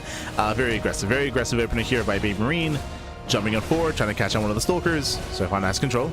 Yeah, nice control. One Stalker does get picked up. Very clean control here by BabyMarine. As long as they don't lose anything. Gotta be careful. Can he get both? Oh my god. Jesus, can he? And he does. Takes down both Stalkers. Aye. 2 Stalkers go down. Reaper Hellion does survive and go back to be healed up, to be repaired, and look to move out with his second wave. Getting up to 5 Reapers and 3 Hellions. A very aggressive early game here by BabyMarine. And ShoWTimE is down 2 Stalkers. Now he's getting a safety shield battery at his natural. Back in the main base, there is a safety shield battery as well. Crucial. He gets these shield batteries up and running because most likely the army is going to run past. Ooh, the Hellions didn't get fully healed. They didn't get fully healed, so the Hellions are a little bit softened up here from the early game. ShoWTimE, can he focus them down? BabyMarine, he wants to get into the mineral line. We got Reapers, they just slip past. Oh, going for the Stalker. Oh no, he gets one. Wow, Stalker goes down. There's 1 Stalker left. The probes line up. Hellions are coming from behind, and massive shots go off. Getting 7, 8, getting up to, can we get up to 9? We'll see. We're getting further into the main. The Hellions have been cleaned up. Getting up to 9 probes. Do we get 10? Not quite. Yeah, barely not. Whew, but this is the worth. He gets it. He gets 10 probes towards the end. So 10 probes, and was it 3 Stalkers? Yeah, 3 Stalkers, 10 probes. A well worth trade here for BabyMarine. A very nice damage. I would say that I was going to say that if he had healed up his Hellions, then potentially we could have killed more probes, but at the same time that would have delayed the move out and given more time for the shield batteries and for extra warpins as well. So it was very close, very clutch. Overall, a stronger start for BabyMarine. We do have the counterattack on the way. Blink will finish up in 10 seconds. Back at home, what do we have to defend? Tank at the natural. Another tank is on the way in the main base. A couple of Marauders as well. There is no stim, bear that in mind, but I see a 3-rack setup. I see no starport. This looks like a 2-base all-in. Oh my god. Stalkers, they blink forward. They get punished. Losing 1, 2, 3, 4. It's losing 5. Oh my god. That was a rough trade for ShoWTimE. Yes, ShoWTimE, he killed the tank, but he lost almost every single Stalker. And again, there's a high chance that BabyMarine pulls the voids with this. We'll see. 2 Stalkers, they blink into the main. They thread and stim. They should not get it.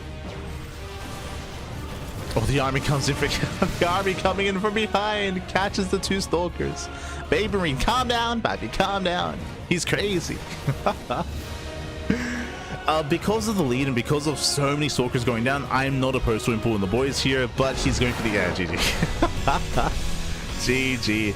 Again, just too far behind here, and BabyMarine, he will tie up the series 1-1. GG.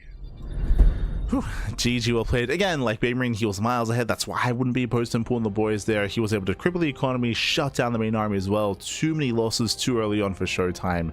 And that's game. That's game. We're going to the ace match here. And I mean, that's a way to deal with Mothership.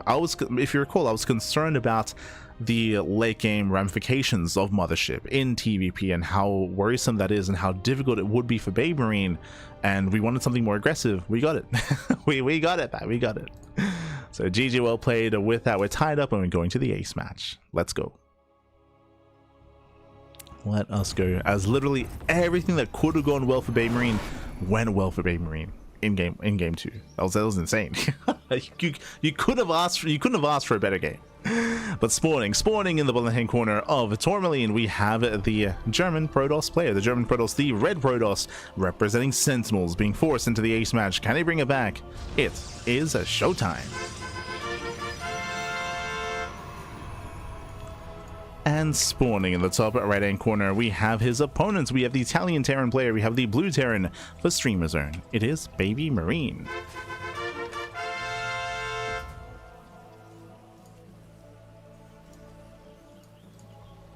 Oh. Here we go.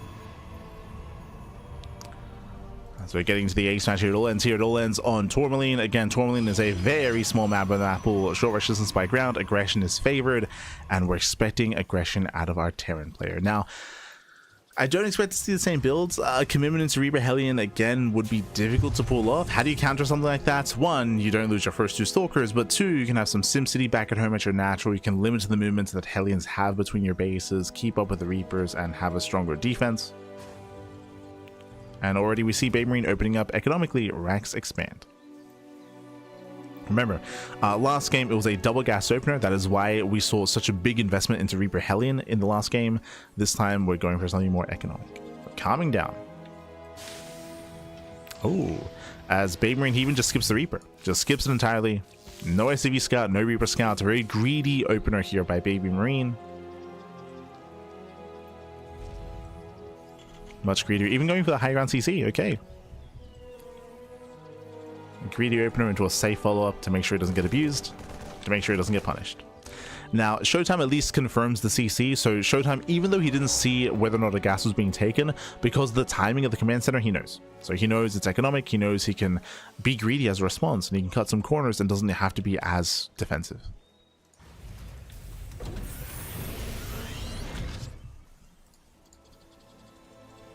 Here we go. Hello. As BabyMarine, are we thinking about a proxy starport? Okay. Factory's almost done. Show us that starport. The SCV's on patrol. So far, it looks like reactor on the racks, into an add-on swap, into reactor to Hellion, into a Hellion drop across the map. Looking to be the case. Factory's done. Gotta wait a little bit extra here. There we go, waiting for the 100 gas. So starport is now on the way. Technically, this could be reactor to Hellion into a Liberator, and we could be going for a Hellion harass at the natural and then Liberator harass into the main. That's a very niche build and a very niche kind of setup here. The more likely one is just a medevac into a Hellion drop into the main base instead. It's going to be up to ShoWTimE to scout what's going on, to figure out what's happening, and to prepare.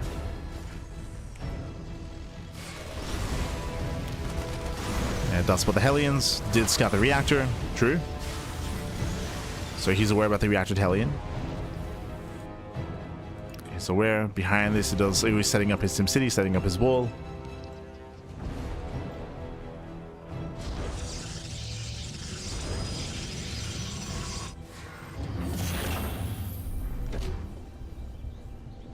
Setting up defensively. Getting 2 gateways to the natural, 1 gateway in the main, 3 gate blink. Very safe play here by ShoWTimE. Hellions move out, and here comes that medevac. Now what's important here is that ShoWTimE, he has a full wall at the natural with his Stalker, and he does veer off with his Adepts here into the main base, so he's aware that this could be a possibility. Doesn't know for certain, but he's preparing nonetheless. So ShoWTimE is getting ready in the main. The natural is actually a little bit more exposed.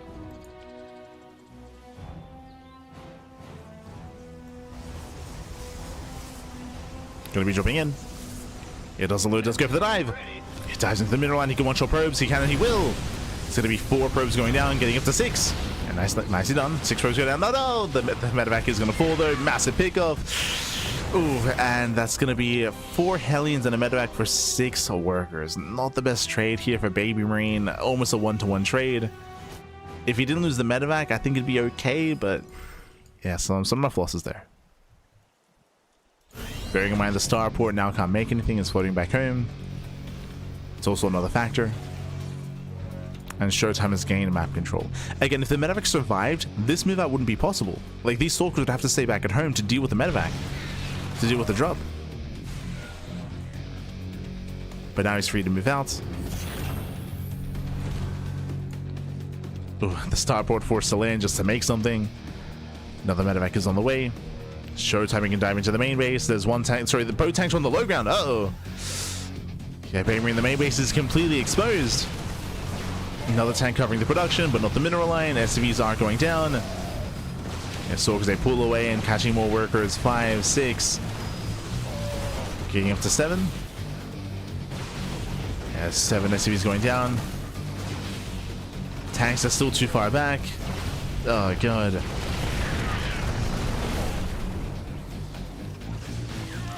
Eight. Can we get 10? 9. Una más, papi, una más. Yeah, he can. He will. Blinks further in, and we just dominate the main base. So much damage here. 12 SCV kills. Ay, ay, ay.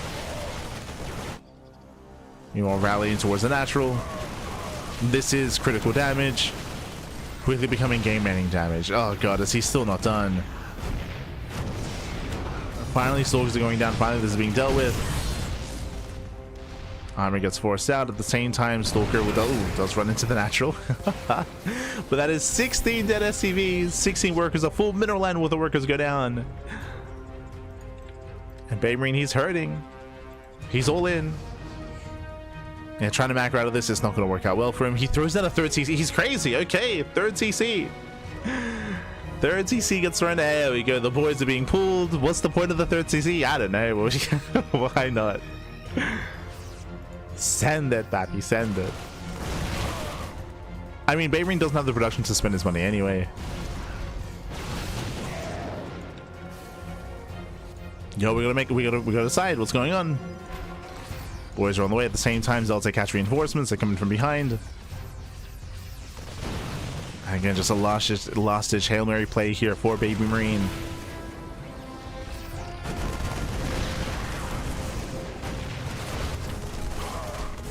Zelta catch up more Marines.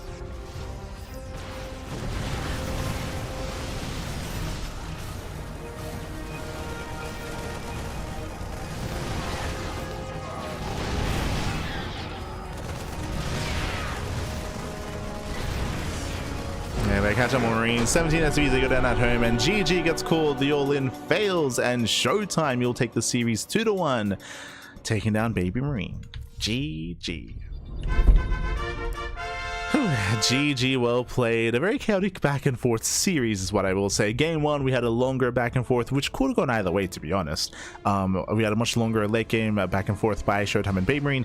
Game 2 and Game 3, a lot more aggression here. Game 2, of course, BabyMarine popping off and just crippling ShoWTimE early on, catching out Stalker after Stalker, worker after worker, and just having almost the perfect kind of early game. You had won in the TVP. Coming to Game 3 here, the Hellion drop did fall on its face. As we mentioned at the time, killed 6 probes. 6 probes were killed, but more importantly, did lose all 4 Hellions and the medevac as well. So instant counterattack. And unfortunately for BabyMarine, there was no safety bunker on the low ground. What did that mean? Because there was no bunker on the low ground, he felt the need to keep both tanks on the low ground, which was a bit of an, which again was just too many eggs in one basket. It meant that his main base was exposed, and ShoWTimE went straight for the main, and he dominated the main base. Again, the main base was just so vulnerable, so isolated, and so taken advantage of as a result of that. Was taken advantage of, and we did see BabyMarine fall apart in that defense. Was too many workers, 16 SCVs went down. GG. GG, well played. That was critical damage, and with that, ShoWTimE does claim the series. From here, we're going to be catching up on the rest of our matches, though. Here we go again. Tonight, we have 5 best of 3s, and we have wrapped up 3 of them already. Thankfully, we did get an ace match. Out of all matches, it was ShoWTimE and BabyMarine. For now, though, let's catch up on the matches themselves.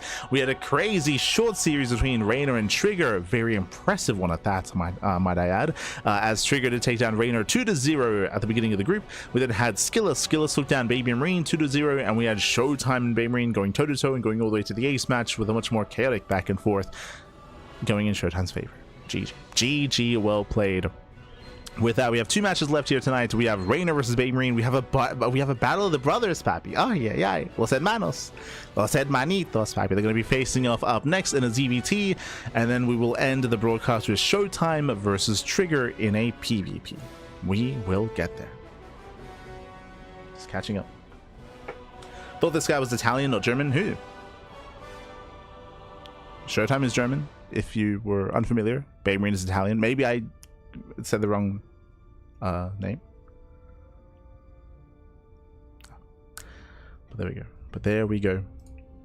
So from here, we're going to be cutting to a short break. And when we come back, we will have our next series. Again, it's going to be Reynor versus BabyMarine in that next matchup. Again, as I mentioned before, I don't think we've covered them play each other before. I'm sure they have at some point, but again, Reynor rarely plays in online tournaments. Meanwhile, BabyMarine does. Like, they typically run in different circles, and they run in different tournament circuits at times as well. So yeah, it's gonna be an interesting one. It's gonna be an interesting one. But now, though, we'll be cutting to a short break.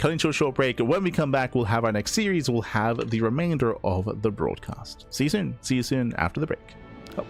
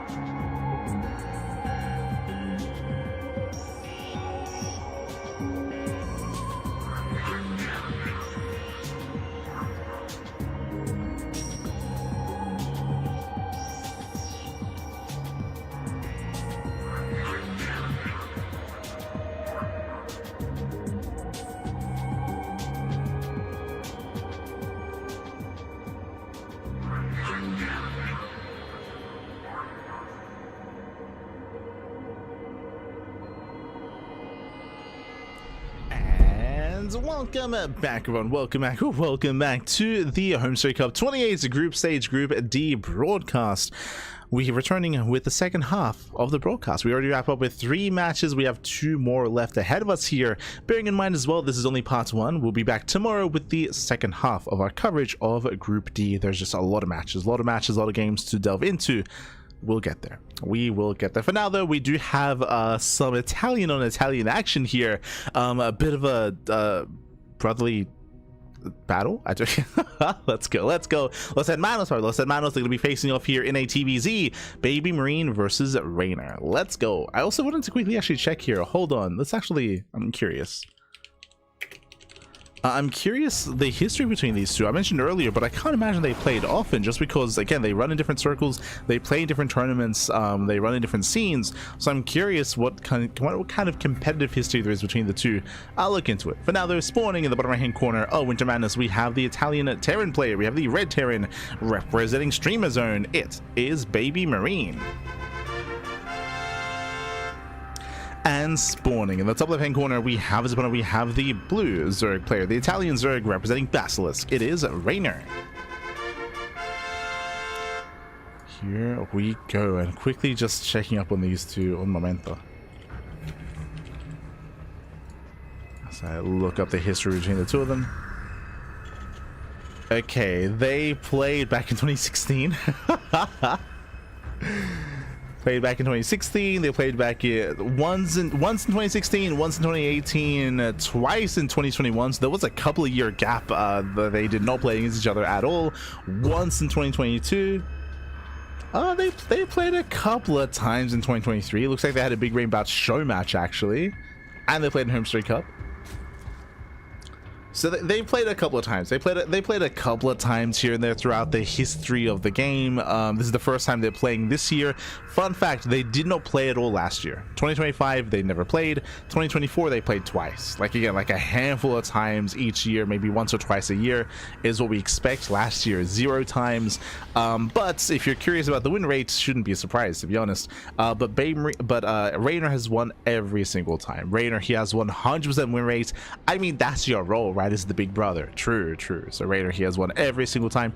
There have been a couple of instances where BabyMarine has taken some maps. True. He has taken a couple. He's won like 3 maps.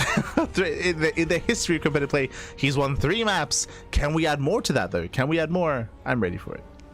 Pappy. Can even claim a series for the first time. I mean, it's difficult, right? When you have a brother as good as Reynor, I would still stand by that he's the second best Zerg player in the world, alongside Cyril, and even at times has, you know, some strengths that Cyril doesn't have, or some weaknesses, of course. Like, they have their own different, like, back and forth. Oh, but here we go. We are going to be settling in. So far, we have a standard opener out of BabyMarine. Likewise, Hatchgas pull into a 3rd base out of Reynor. I say that, yeah. Does set up. Does claim his 3rd. Did notice it was a little bit earlier than I'm used to seeing, but regardless, it does set up on 3 bases. And we have BabyMarine going for a 3rd CC. Okay, so 3rd CC before Starport, a greedy economic build here out of our Terran player. So everything's looking normal, everything's looking as it should be, everything's looking straight up. Nothing crazy, nothing wild. Italian Civil War. No. Clearly one of them is going to resort to the ultimate attack, snapping spaghetti in front of the other. Oh no. Not like this. Not like this. He's going to snap it, then he's going to overcook it. Then he's going to throw away the pasta water.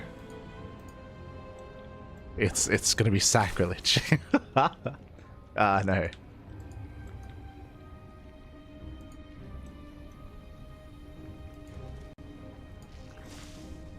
That's how you get him. That's how you...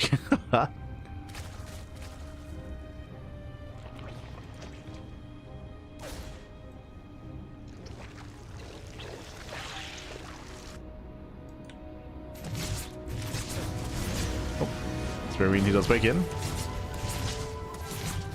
Does break in, does catch the tumor.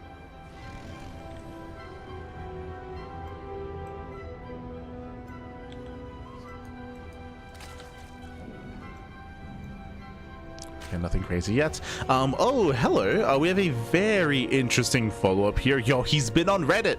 We have a Raven follow-up, not Banshee, after the 3rd CC. This is very niche. This is very, very niche. We see it every now and then. The Raven, of course, does allow you to have detection with your army, to hunt down some tumors, to somewhat be more conservative with your scans, to be able to save them and use more mules. There's some value here. The downside, of course, is you have limited potential with harass, like limited harassment potential instead. When it comes to mineral lines, when it comes to drone kills.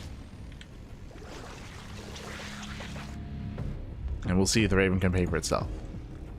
Meanwhile, Reynor is going lair first. Lair first before the Bailey Nest, before the Evo Chamber, before the rest of his tech. So a bit of a little bit more of a tech heavy start here, a bit of a safer follow-up out of Reynor. Delaying his Evo Chambers, going for a faster attack. So later 1-1 upgrades, but faster bailing speed. As the Bailey Nest is lined up with the lair. Meanwhile, it is going to be a bio follow-up out of BabyMarine, throwing down extra Vaxes. Does poke in, getting a tumor. And can we get the queen? We can! Yeah, 1 queen goes down. Late reaction here by Reynor, losing 1, 2. Can we get up to 3? Yeah, 2 queen kills. Very nice damage here by BabyMarine. At the same time, Lings, they come in for the counterattack. They hit the mineral line. Ooh, and they surround a Hellion. Ay, ay, ay, that should not have happened. 1 Hellion gets surrounded, but only 1 SCV goes down. Whew. BabyMarine holds. BabyMarine, he defends well. He defends well. He attacks. So far, a better start for the Terran. So far, so good.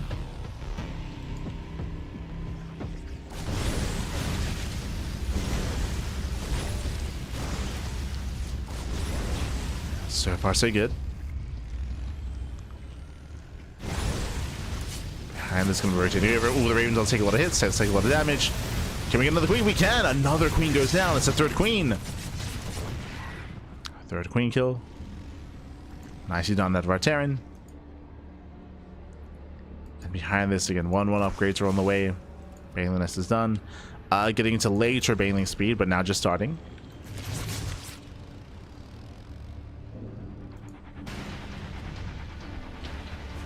Starts as BabyMarine striking around. Reynor once again goes for the Ling Rabbi. Once again, he slips into the natural. Oof. It does slip in.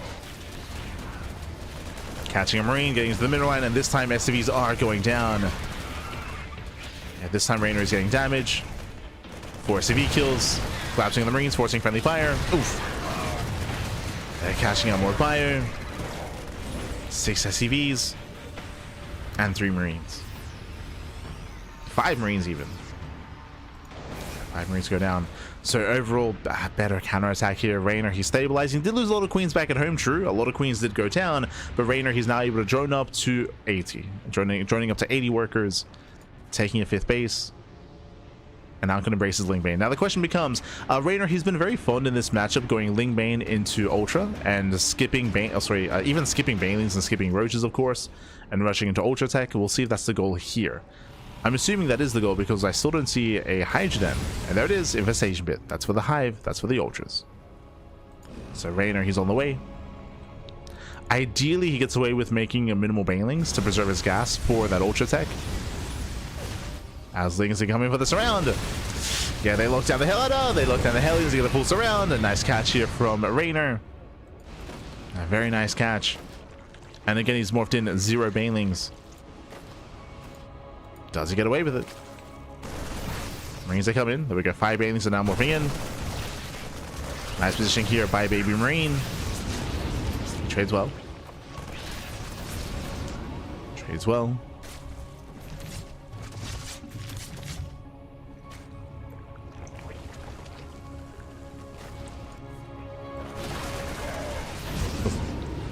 Once again, getting caught out. So we have Burrow on the way. Let's go. Getting Burrow. Working towards Hive. Reynor is building up.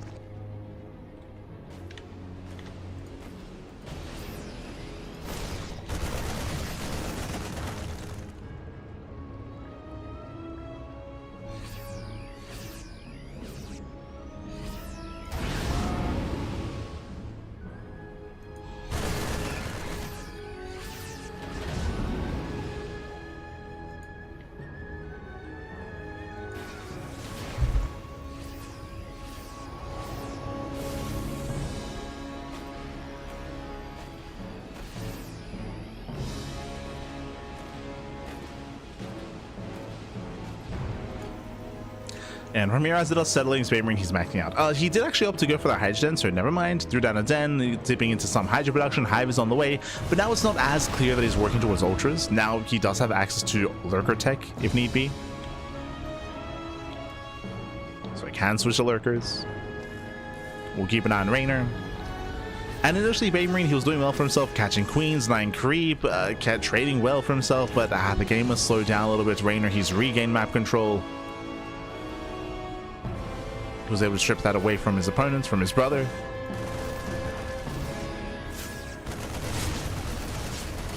And things are looking a little bit more bleak here for BabyMarine. He doesn't really have much momentum. He's building up to a comparable army back at home, but for the time being, he's stuck at home.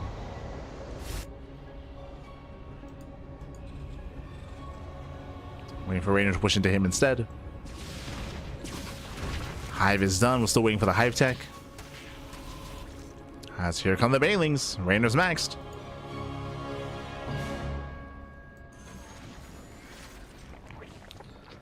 BabyMarine being annoying. Moving out with the Liberator.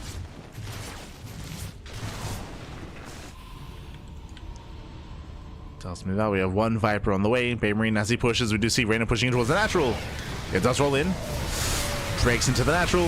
At the same time, catching out the other Marines. Yeah, catching out the fire. Bailings, they smash in. Nice mine shot. Very nice mine connection. And BabyMarine, he won't lose any SCVs. He defends back at home. 3 SCVs go down and minimal economic damage. Yeah, minimal damage, minimal losses. I mean, still traded with his army. True. Oh. So, does split the links, thankfully. BabyMarine building back up. Meanwhile, Reynor, he's remaxing. He's rebuilding, remaxing, building up his Link Bane once again. This time with Vipers, this time with 3-3. Reynor's getting ready for the second round. The second wave. And BabyMarine, he has that much less to defend this time. That's going to be a weaker defense. Now switching to Ghost. 3-3 is on the way. Armor shred on the Hydras, but Link Bane still does collapse in. Oof, not, oh my god, the mine shots.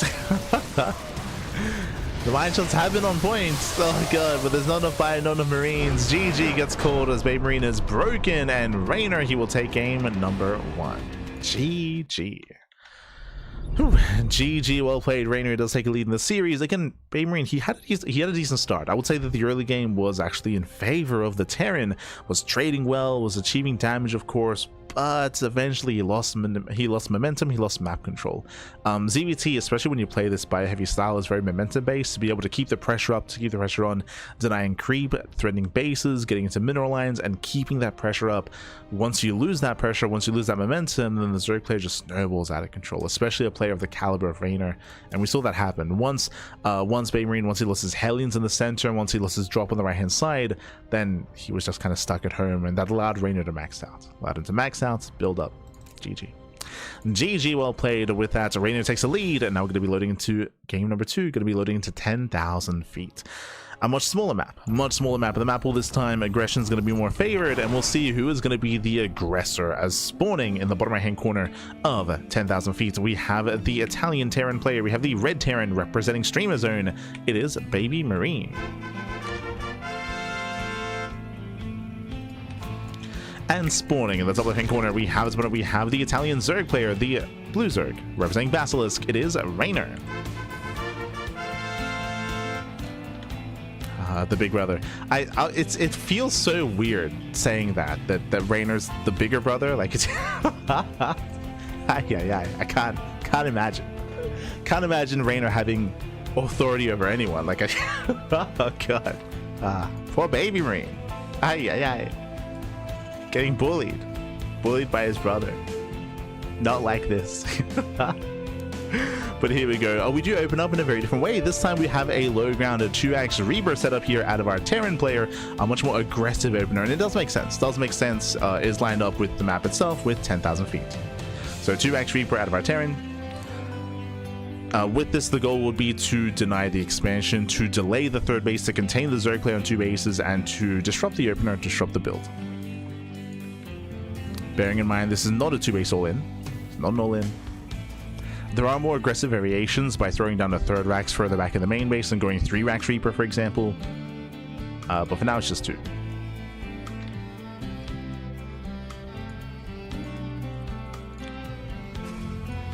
Now it's just 2.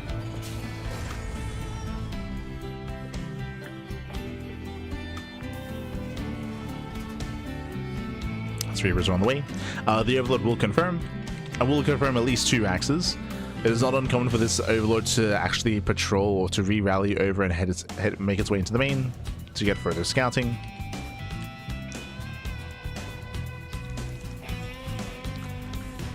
Now is aware. And again, we'll see how Reynor responds and how he reacts. There's a lot of players there are some that do try to be greedy and claim a third base anyway. You can see Reynor mining through those patches, getting ready for the triangular third instead. Link speed was prioritized. Typically you pull out of gas early, but this time you stayed in gas, got link speed to break out. So earlier link speed, third base is on the way.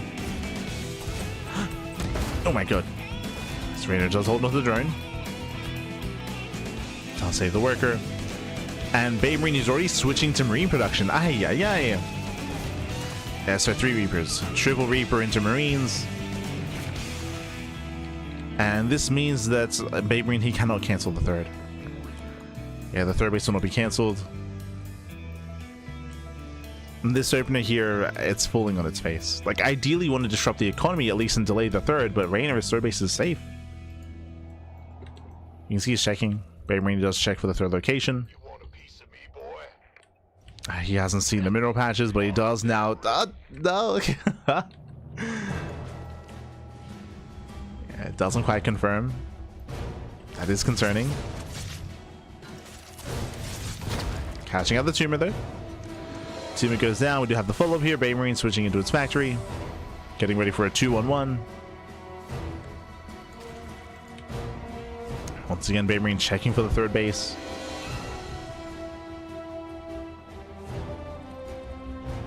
And I'm sure he feels further ahead than he really is. Oh boy.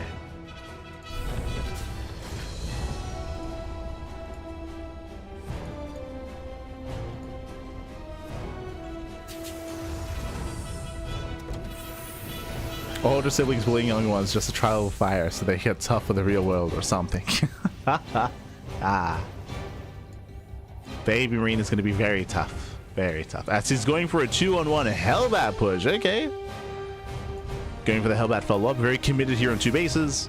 And we'll see if he can catch Reynor with his pants down. If Reynor is overly greedy, if he overdrones, if he's overconfident, and if he doesn't make any safety units, if he doesn't build up his queen count, Bailiness either, then it can be a very shaky defense. We'll see. See if we can hold on. So far, it's going to be 6 queens. That's an okay queen count.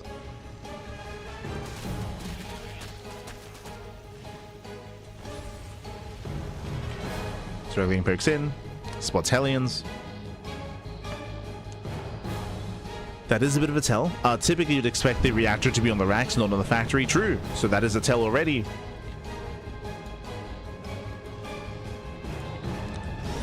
Something isn't quite right. Now we have some link production, another queen, getting up to 7, I believe. 8. So building up to 8 queens. Hellions are revealed, Marines are jumping in. Here come the Hellbats. That's all or nothing for BabyMarine. Does move in. There's 7 queens to defend. So far, nice kiting, preserving those things. Yeah, collapsing on the Hellbats, and gets us around. It gets one, gets two, gets all of them. Every single Hellbat goes down. Queens, they hold their own. And Reynor holds. Reynor, he holds, he shuts us down. Gets an Overlord, trades with the Zerglings, I suppose. But BabyMarine, he was hoping for more damage. Now, the concerning thing here is how late the third base is. If this was a 3cc 2-on-1 Hellbat push, different story, but it was a 2-on-1 Hellbat push before the CC into Drilling Claws? Wait, what? Okay. Is that a mistake? It's getting a tank. Okay, let him cook, Pappy. Let him cook. Okay. Show us what you got, Pappy. Show us what you got. Rushing Drilling Claws is very niche in ZVT. Very niche. I don't want to say unheard of. We did see recently, who was it? Was it Bjorn? It was either Bjorn or Clem who like rushed Drilling Claws on this very map, actually. Obviously off of a more standard opener. And was going for like early to mid game like Widowmine draw play, which was crazy.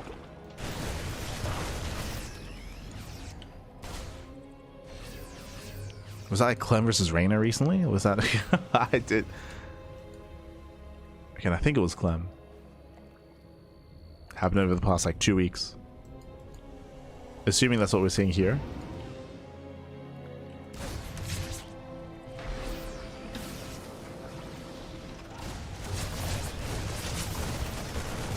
No, actually, it might have been Maru, actually. It might have been the Maru versus Reynor series. Yeah.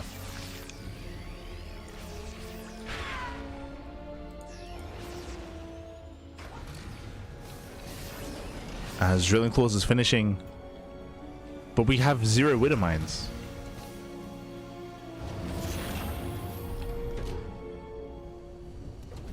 Into reacted Widow Mine, right? Yeah? Okay. Let's go. Send that Pappy.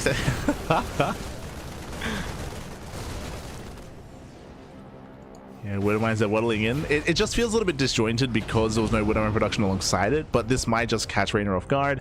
As we do see the Terran army moving in, Reynor comes in for the backstab. The wall is thankfully closed this time.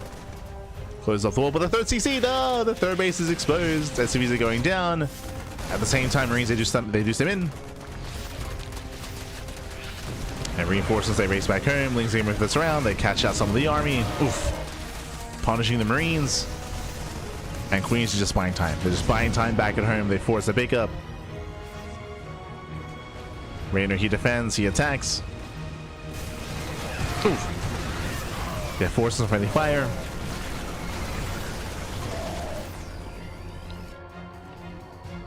Reynor, he's holding.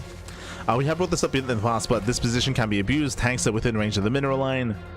They're denying mining, but Reynor, he is already getting another expansion. Getting a 6th base. Building over to 6. Another Baneling Rama into the mineral line. Catching up not many SCVs. There weren't many to begin with. 4 SCVs go down. Ooh, Reynor collapsing on the tanks. Gets 1. Gets 2. And does try to target fire. Does land 2 shots on the Banelings. But there's still too much left over. Show some mines. Oof. Decent mine connections. Yeah, we got some decent connections here. Oh, the splits aren't quite there. Was an okay spread. BabyMarine, he's holding on. He's holding on. But now Reynor, he can mine. He can mine. He can saturate. He's gaining map control. He shut down the tanks. BabyMarine is stuck at home. And the problem here, of course, is just losing all those SCVs. Ideally, we would see non-stop reacted Widow Mine production, but he can't afford it. Even now, getting a second factory for triple mine production. But the economy has been stifled. A lot of SCVs have been going down. It's been a shaky mid game here for BabyMarine. Going for the mine job. Let's go.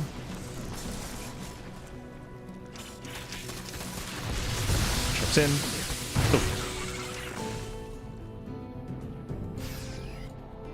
I can actually really close the Widow Mine save bars so quickly.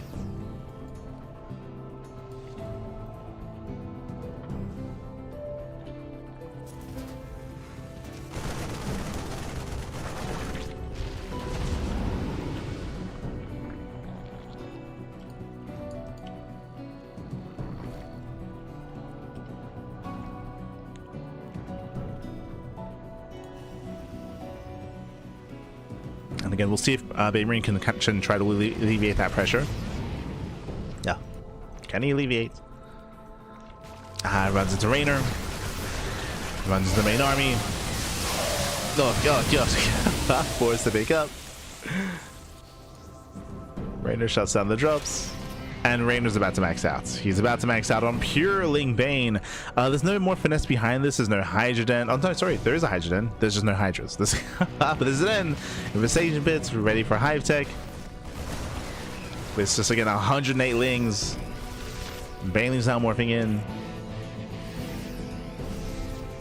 Now, with some solid mine connections, BabyMarine can survive this. He's got 10 Widow Mines, okay? Got 10 mines spread throughout. He has potential. 2 of them drop in. Oh! Decent shots. Down to 8 Widow Mines. True. Down to 8. Switching into tanks. BabyMarine, he's just turtling up. His planetary's done. Sensor tower's being thrown down. There's 2 towers.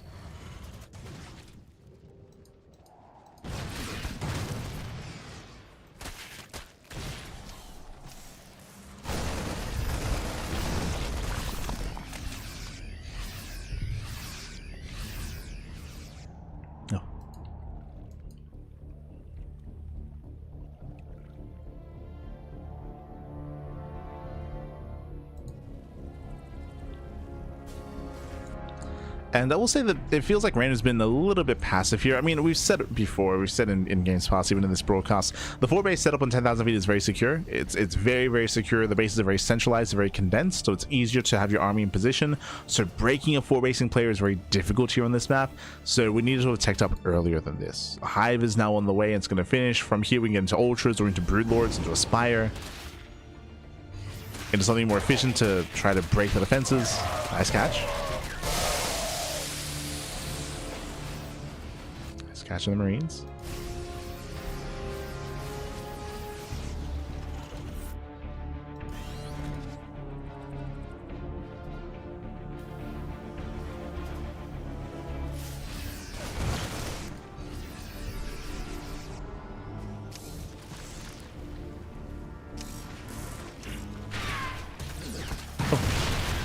Yeah, as Reynor moves out, Reynor moves in. Shouldn't find too much damage, so it does break down the wall. Oh, gets into the mineral line. Does try to slip in. Borrow some banelings. Did you notice? Did you notice? No, he did. Okay. Thankfully. Yeah, catching other banelings. Cheeky moves out of Reynor. Cheeky moves. Trying to collapse with another CC. Does force a lift. Oh, the Marines are trapped. They cannot kite away. And every Marine goes down. Massive loss here for BabyMarine. He plummets in supply. It does plummet. Second army coming in. Oh, the wall is still open. But still choked up at least. Oof. Tank goes down. Nice mine shot. Mine shot goes off. BabyMarine, he will hold. This was an overextension from Reynor. Does overextend, and behind this the Hive is done, but again, where is the Spire? Where's the Greater Spire? Where are the Ultras? I guess sticking with Ling Bane Hydras, it is kind of still working. It's not ideal, but yeah. Those 2 goes. Oh my god, 51 Banelings, let's go. Now, what if at first you don't succeed? Just keep on trying. Just keep on hammering down that Baneling key. We got 5 drop lords on the way as well, so we're going for a Doom drop. Can we just drop on the CC?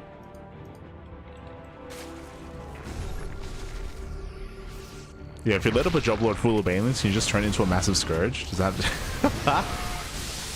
that just happened? Oh, mine shall say pop off.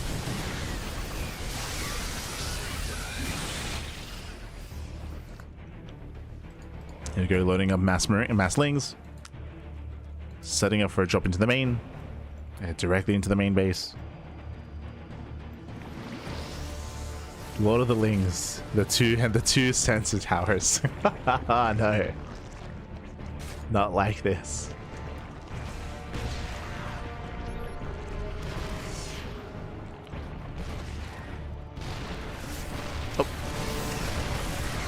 Reynor does commit. Once again, we get some decent mine connections, pulling back to the tanks. Avoids the surround. Again, BabyMarine, he defends well here. Does defend well. At the same time, though, here comes a Doom Drop. Yeah, Doom Drop into the main. BabyMarine, he does react, loading up. Racing back home. SCVs are going down. Catching at SCVs, catching out some of the production. Ooh, 17 SCV kills.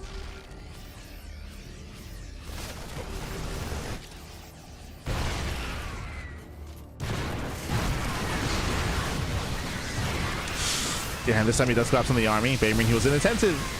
Yeah, distracted by the drop. Force the Kai back. Lings are finally being cleaned up in the main. Nice scan. Catching out most of the Zerglings.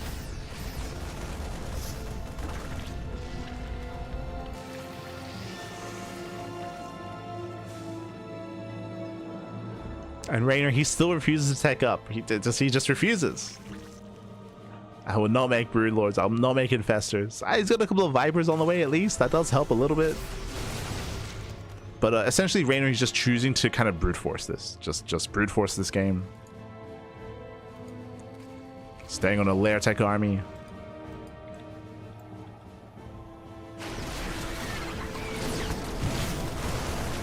As things they flood in.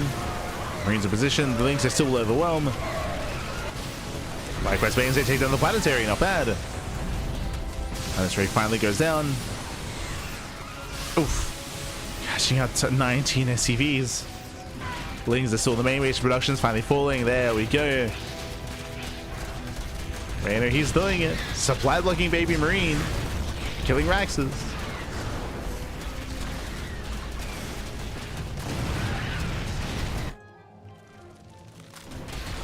Killing Raxes, sniping turrets.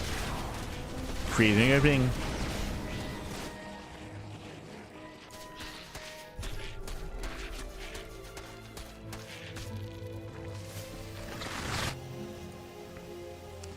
And we do see the BabyMarine again. He does veer off. He does send reinforcements to his own main. He's spread thin. Yeah, weaker front lines. Catching a 1, 2, 3 Liberators. Everything's decent trades. Catching out 2 Ghosts. Oh, we just collapse in, and GG gets called. Again, the final fight, the final army in the end. Reynor, he will claim the series 2-0, taking down BabyMarine. GG. Whew. GG, well played, baby. GG, well played. Congratulations, Reynor. He will claim the series. He will take down BabyMarine 2-0. Again, BabyMarine, he has taken 3 games off of Reynor throughout the course of their history, their very long history of StarCraft, and you know, one day he'll take another. He'll take another, baby. Yeah, but GG, well played. Again, no shame in going down to Reynor. Reynor, he is, of course, one of the best Zerg players in the world. But shout out to BabyMarine for holding his own, especially game 1. Like, again, game 1 wasn't too bad. Like, he had a nice start. He had a nice start in game 1. Things just very quickly snowballed out of control once he lost map control. I will say that. It's again, very difficult to maintain that momentum in ZVT. And BabyMarine, he was able to hold on to it for a little bit before losing it against Reynor. Here in game 2, it was a little bit more chaotic. We did see the 2-axe Reaper opener, which fell on its face into the Hellbat push, which was looking a little bit promising, but we saw that Reynor, he had 7 queens. He was being very conservative with his links. He shut it down, and then we had a really weird follow-up with fast drilling claws. It was interesting. It was interesting to see. Unfortunately, we saw that time and time again, Reynor was able to pull off those run-bys. We saw non-stop Ling run-bys, Ling counterattacks. So many SVs went down throughout the course of the mid-game, and it really slowed down BabyMarine to the point where he couldn't really move out. He was stuck at home. Reynor, his fringe bases, he was up to what, 7, 8 bases towards the end. There was never any threat of a counterattack. There was never any threat to the bases. The economy was untouched for Reynor. GG. GG, well played. And with that, that does wrap up our 4th series of the broadcast, and we have 1 series left here tonight. It's going to be a PvP between a Trigger and a ShoWTimE. The final matchup of the broadcast. Let's go. Let's jump on in. Trigger, of course, we just covered him take down Reynor earlier. Had a crazy aggressive series against Reynor. We'll see how he performs against ShoWTimE. Let's go. As spawning in the top right-hand corner of the Old Republic, we have the Canadian Protoss player. We have the red Protoss representing Basilisk. It is a Trigger. And spawning in the bottom left-hand corner, we have the German Protoss player. We have the blue Protoss representing Sentinels. It is a ShoWTimE. we go.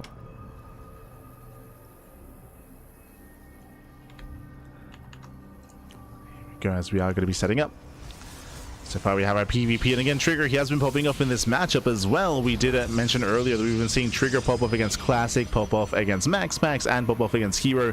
PvP is arguably Trigger's best matchup at the moment. Did pop off against Reynor with some crazy all-ins, that is true, but his PvP knows no bounds, and again, has been having a recent winning record against Max on a regular basis. We'll see how ShoWTimE will adjust his approach, though. I will say that Max is very stubborn in his PvP and very kind of set in his ways. He's a little bit less flexible and less versatile than other players, including ShoWTimE. ShoWTimE is more aggressive and more chaotic. I know that ShoWTimE has a reputation of being like a macro monster and a defensive god and demour, of course. That is true, but I will say a lot of that reputation comes from years ago. It does come from quite some time ago. Nowadays, he's still known for that, but I would say in recent years, over the past 2-3 years, he has spread his wings. Like ShoWTimE, he spread his wings, and he's willing to cheese, he's willing to go all in, he's willing to be aggressive, especially in PvP. So let's go. I feel like that's emphasized as well in PvZ. If you remember, we casted ShoWTimE versus Reynor during the EWC Last Chance qualifier. This was, what, halfway through last year?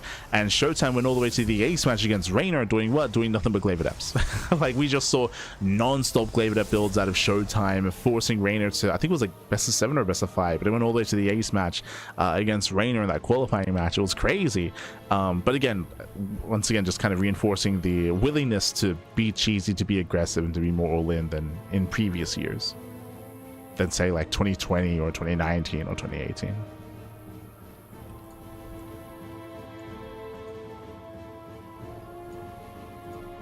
Hello, Trigger. As back at home, we do have our two pylons in the main base.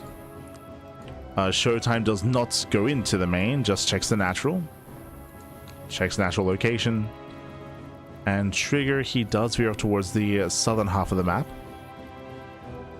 Eyes are on Trigger. This is a prime location for a proxy pylon. He's just scouting. Okay. Just coming in for the scout. Ooh, meanwhile, Trigger does move out 2 stalkers at the same time. ShoWTimE is moving 2 adepts. They're making their way in. Trigger, does he react in time? No! Oh, he does not react. Adepts take shade in. Probe goes down. They bust into the mineral line, and 2 adepts taking 1-shot probes, and probes are going to go down. They go down. They also get a full scout, and it's a very rough start for Trigger. Ay. Losing 4, we lose 5. 4 probes go down.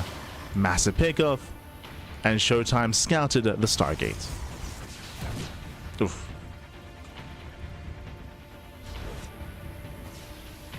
Yeah, 5 dead probes. Scouted the Stargate is where the Oracle that's coming his way, and Trigger, he is miles behind.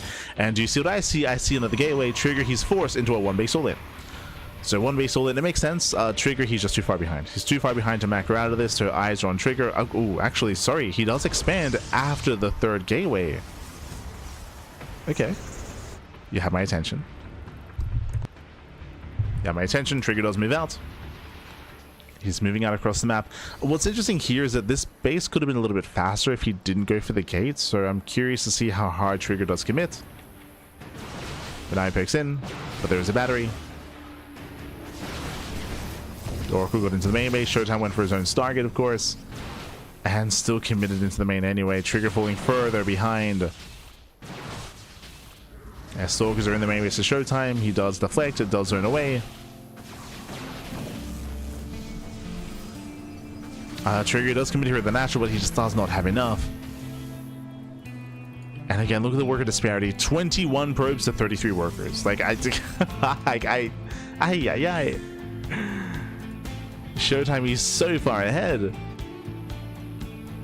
There are ways to recover with Oracle harass, with DT harass, with counterattacks, with an all-in. There are some options available for Trigger, but they're few and far between.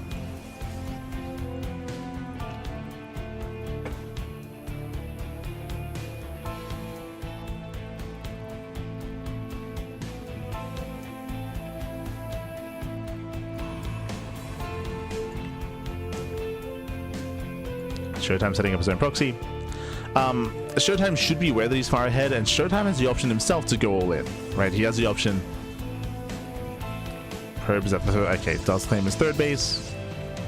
What are we proxying a Dark Shrine? Just a gateway. Just a gateway. Trigger, still no saturation here. He's warping in more stalkers. The third gateway does make sense. This does feel like basically a fake third. Oh, sorry, a fake natural. Fake natural. There's, again, only 3 probes. Only 3 workers. Trigger is moving out with everything he has. Trigger, he does have a stalker lead, and it's all or nothing for Trigger. There's the reinforcing pylon.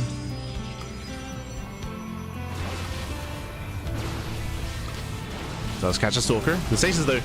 Oh no, the stasis goes off, and with that the Phoenix goes down. Massive pickup here as Trigger. He's losing momentum. At the same time, Oracle into the main base. The Oracle's going to be shut down. ShoWTimE, he defends. He defends the main. Still bleeds out 7 probes. Still ahead, by the way. ShoWTimE still has a comfortable lead.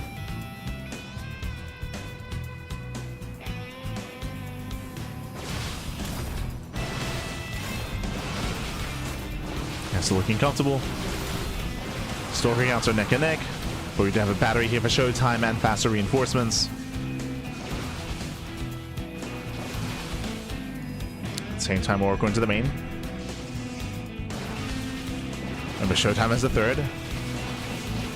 And yeah, ShoWTimE, he just shuts this down. He just shuts this down completely, cashing out every single stalker. GG gets called. The writing's been on the wall, and ShoWTimE takes game number 1. GG.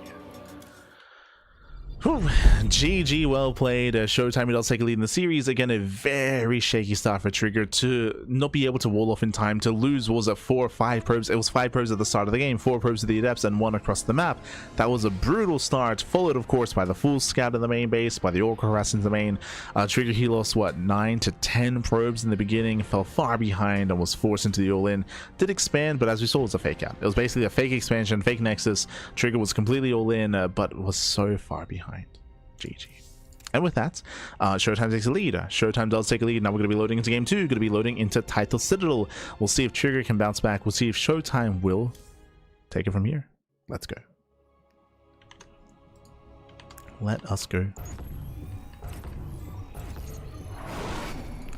As spawning in the top left-hand corner of Title Citadel, we have the German Protoss player. We have the red Protoss representing Sentinels and leading the series 1-0. It is ShoWTimE. And spawning in the bottom right-hand corner, we have his opponents. We have the blue Protoss player. We have the Canadian Protoss representing Basilisk. Down in the series, can he bounce back and make a series out of this and force the ace match? It is a Trigger.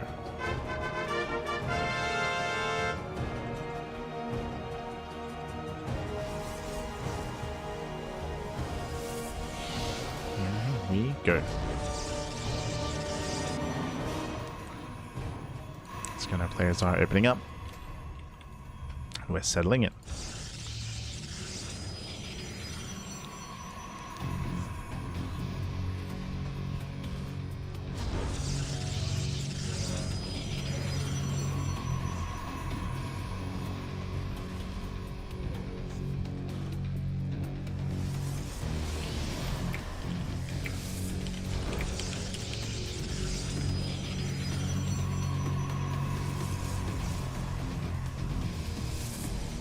Very good. So we're going to be opening up here. It's going to be 2 gates. 2 gate open out of ShoWTimE. Trigger going for the gate expand. Oh my god, a hyper greed out of Trigger. Okay. Does go from one extreme to the other. I mean, to be fair, last game Trigger, he was forced into an all-in. This time though, we're going to be going and trying to force an all-in from ShoWTimE instead. Now ShoWTimE does not probe scouts, otherwise he would react with a 1-base all-in. Instead, ShoWTimE throws in a pylon, which can be used for a proxy, but ShoWTimE doesn't have the information of the build that Trigger is going for. If ShoWTimE doesn't commit to something aggressive, then Trigger will get ahead and will stay ahead. So the pressure is on ShoWTimE. This is an ideal position for a proxy Stargate. What's it going to be? Cybercore is done. And proxy Robe. No shot. The read is crazy. Now, first things first, with the vindication, the validation. If you remember, we did open the series talking about this, how ShoWTimE can be very cheesy and very aggressive in modern day, in modern StarCraft, especially in PvP. You can see it here at 1-base all-in. 1-base all-in out of ShoWTimE. So he's committing. ShoWTimE confirms the fast nexus, and ShoWTimE should be feeling good. He should be feeling very good about this position. Ay, ay, ay.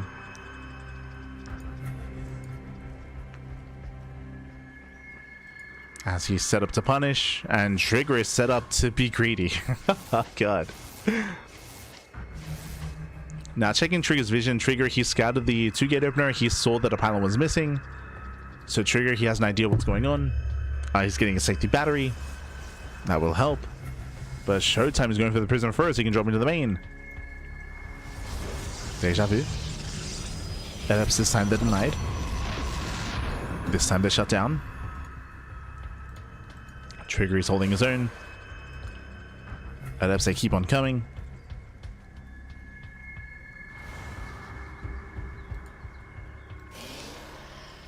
Immortals also on the way for now. We do have 4 adepts, and again, they can just be dropped into the main. That's the power of the prism. Oh, we're splitting up. Okay, so 2 into the natural, 2 into the main base. The prism has now been spotted. Shield batteries on the way. And so far, nice deflection here. Trigger is keeping up. But probes are still going down.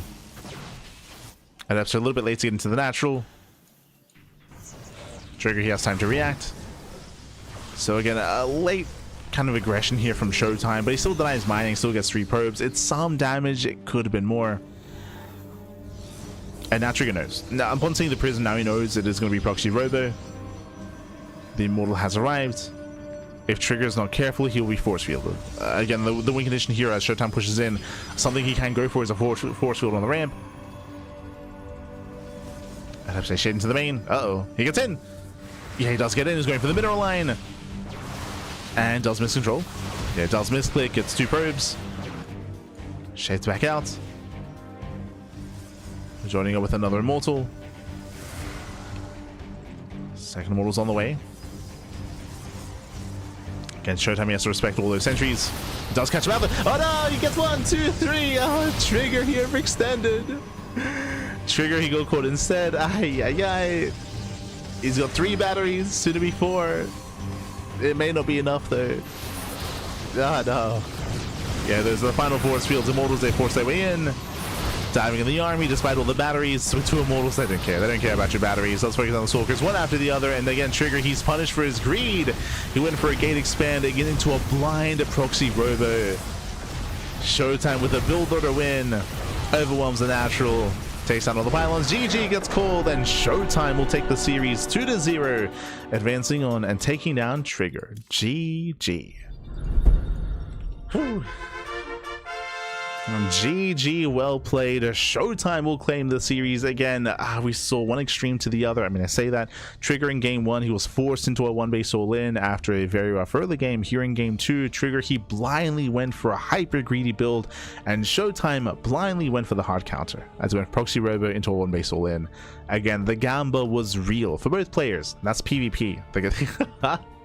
The combat bappy, as again we had blind aggression against blind greed, and of course aggression does come out on top. ShoWTimE able to get the build order win there over Trigger, and Trigger unfortunately just what could he do? There was a chance that if he didn't lose his sentries, if he was able to be more conservative, then maybe he can buy enough time for extra warp ins, maybe.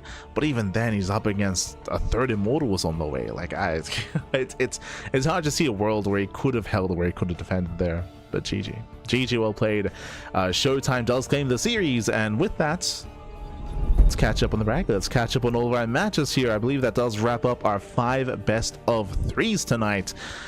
Let's go. From the beginning here, Trigger popped off. Trigger, he took down Reynor 2-0 in an insane series. If you missed it, I highly recommend the VOD, because Reynor versus Trigger was just crazy. Hyper aggression, insane control, insane micro at the start of the broadcast. That led us into SKillous versus BabyMarine. SKillous, he himself did pop off.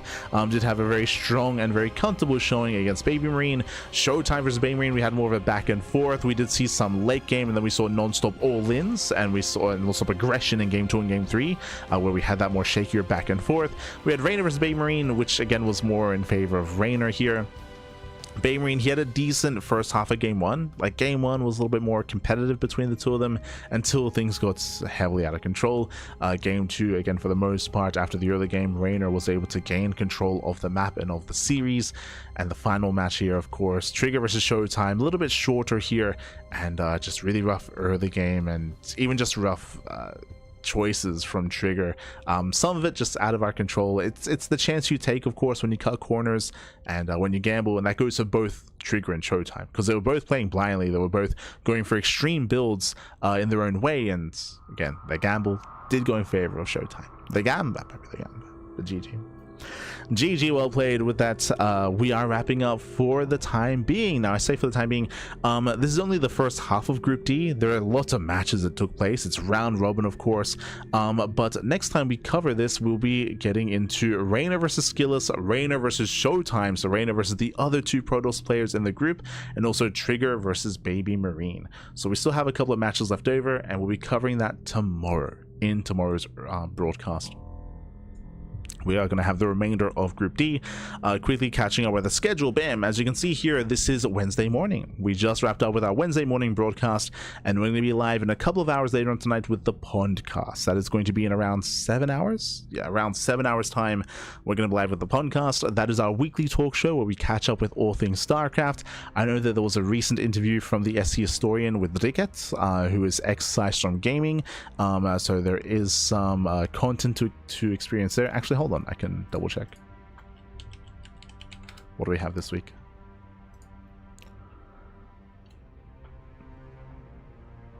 Yeah, we have the Ducklings interview. We have the RSL qualifiers we have to go over. We have a Little League Cup, which we might hold off on just because we are in the middle of casting that. Pigfest has been going on. The World TV Winter Championship, I think, did conclude as well. We have some other events going on. We have the Little Mac League. We have U-Thermal's 2v2 Circuit bonus action and bonus cups. The regular weekly open tournaments as well, and many, many more. All right, we also have some news regarding the Battle Aces developers. True.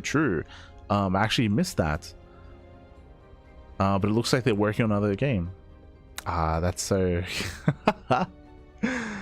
it's so sad, but I mean it's exciting but also unfortunate as well what happened with Battle Aces.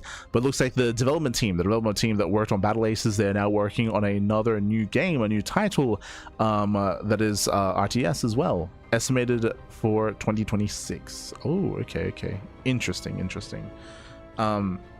Yeah, I hope that there's no issues, by the way. Like, if it's the same team that worked on Battle Aces, I hope that there's no issues when it comes to them maybe looking to bring the same idea to life. But also, of course, like, I believe Tenet Media still have the rights to Battle Aces, so I don't think they'd be able to, like, emulate it too much. So we'll see what kind of vision they have. We'll see what kind of vision they have for another project, for a different game. But I'm sure it might even still have some elements of Battle Aces. So, it'll be interesting. It'll be interesting to see. But yeah, there's a lot to delve into. When it comes to the news. Otherwise, thanks for watching. Thanks for tuning in. Again, we should be live in 7 hours of the podcast, and we'll be live tomorrow at the same time, same place, with some more HomeStory Cup. As you can see with our schedule as well, we're going to be live with HomeStory Cup tomorrow on Friday, on Saturday, and on Sunday. 3 days of, I think even on Monday as well. I think like the multiple days of HomeStory Cup action to catch up on the groups and catch up on the playoffs as well. Likewise, we also have our regular Open Cups. We have Sparkling Tuna Cup on Sunday and Masters 1 Open on Saturday as well. So we have plenty of content, plenty of tournaments, plenty of StarCraft is ahead of us as always. If you want to tune in yourself, if you want to support us, you can do so via Patreon. !Patreon in the chat. Patreon does give you a link to our Patreon page. Our Patreon does fund our tournaments on a regular basis. It funds Tuna Cup, Masters 1 Open, and Sea Duckling Open as well. It is all funded via our Patreon. It is grown via our Patreon as well. So if you want to help us grow our tournaments and support the scene and support the players, you can do so via the Patreon. Otherwise, if you, for example, want to see some of the VODs of our tournaments. If you want to see Trigger versus Reynor at the start of the broadcast, which I highly recommend, and some of the other groups of HomeStory Cup, if you want to watch Rongi Cup or Thunderfire or previous years of HomeStory Cup as well, even live coverage and live footage, it is all on YouTube. Exclamation mark YouTube or socials in the chat. You get a link to all of our socials. We have Twitter, Facebook, Instagram, Mastodon, Blue Sky, Discord, and of course YouTube as well. We do upload on YouTube on a daily basis, so there's plenty of content, plenty of VODs available for you. Otherwise, thanks for watching. Thanks for tuning in, and we'll see you guys later on tonight for the podcast. See you later tonight or tomorrow for some more HomeStory Cup. See you then. Otherwise, thank you so much for watching, and we'll see you guys next time. Stick around. We'll be giving another StarCraft streamer a raid. We'll find someone to send everyone over to. Un momento. Who's live? Who is live? I see Bomioja is streaming, Nathanius is streaming. We've been raiding Nathanius as of late. I think we raided Bomioja yesterday. Snake Style is still awake. Jesus. Very, very late. See old mate Dave. Oh, mate Dave. Florencio is live as well. That's a good amount of variety. Oh, who do we give it to? I'm torn. We'll find someone. All right, we'll see. Okay, we'll see soon. We'll see you soon. We're going to be cutting to a break, and sorry, we're going to be heading off. So enjoy whoever we raid. Give them a chance. Give them some love, and we'll see you guys next time. Ciao, bye, ciao. See you next time. Hasta luego.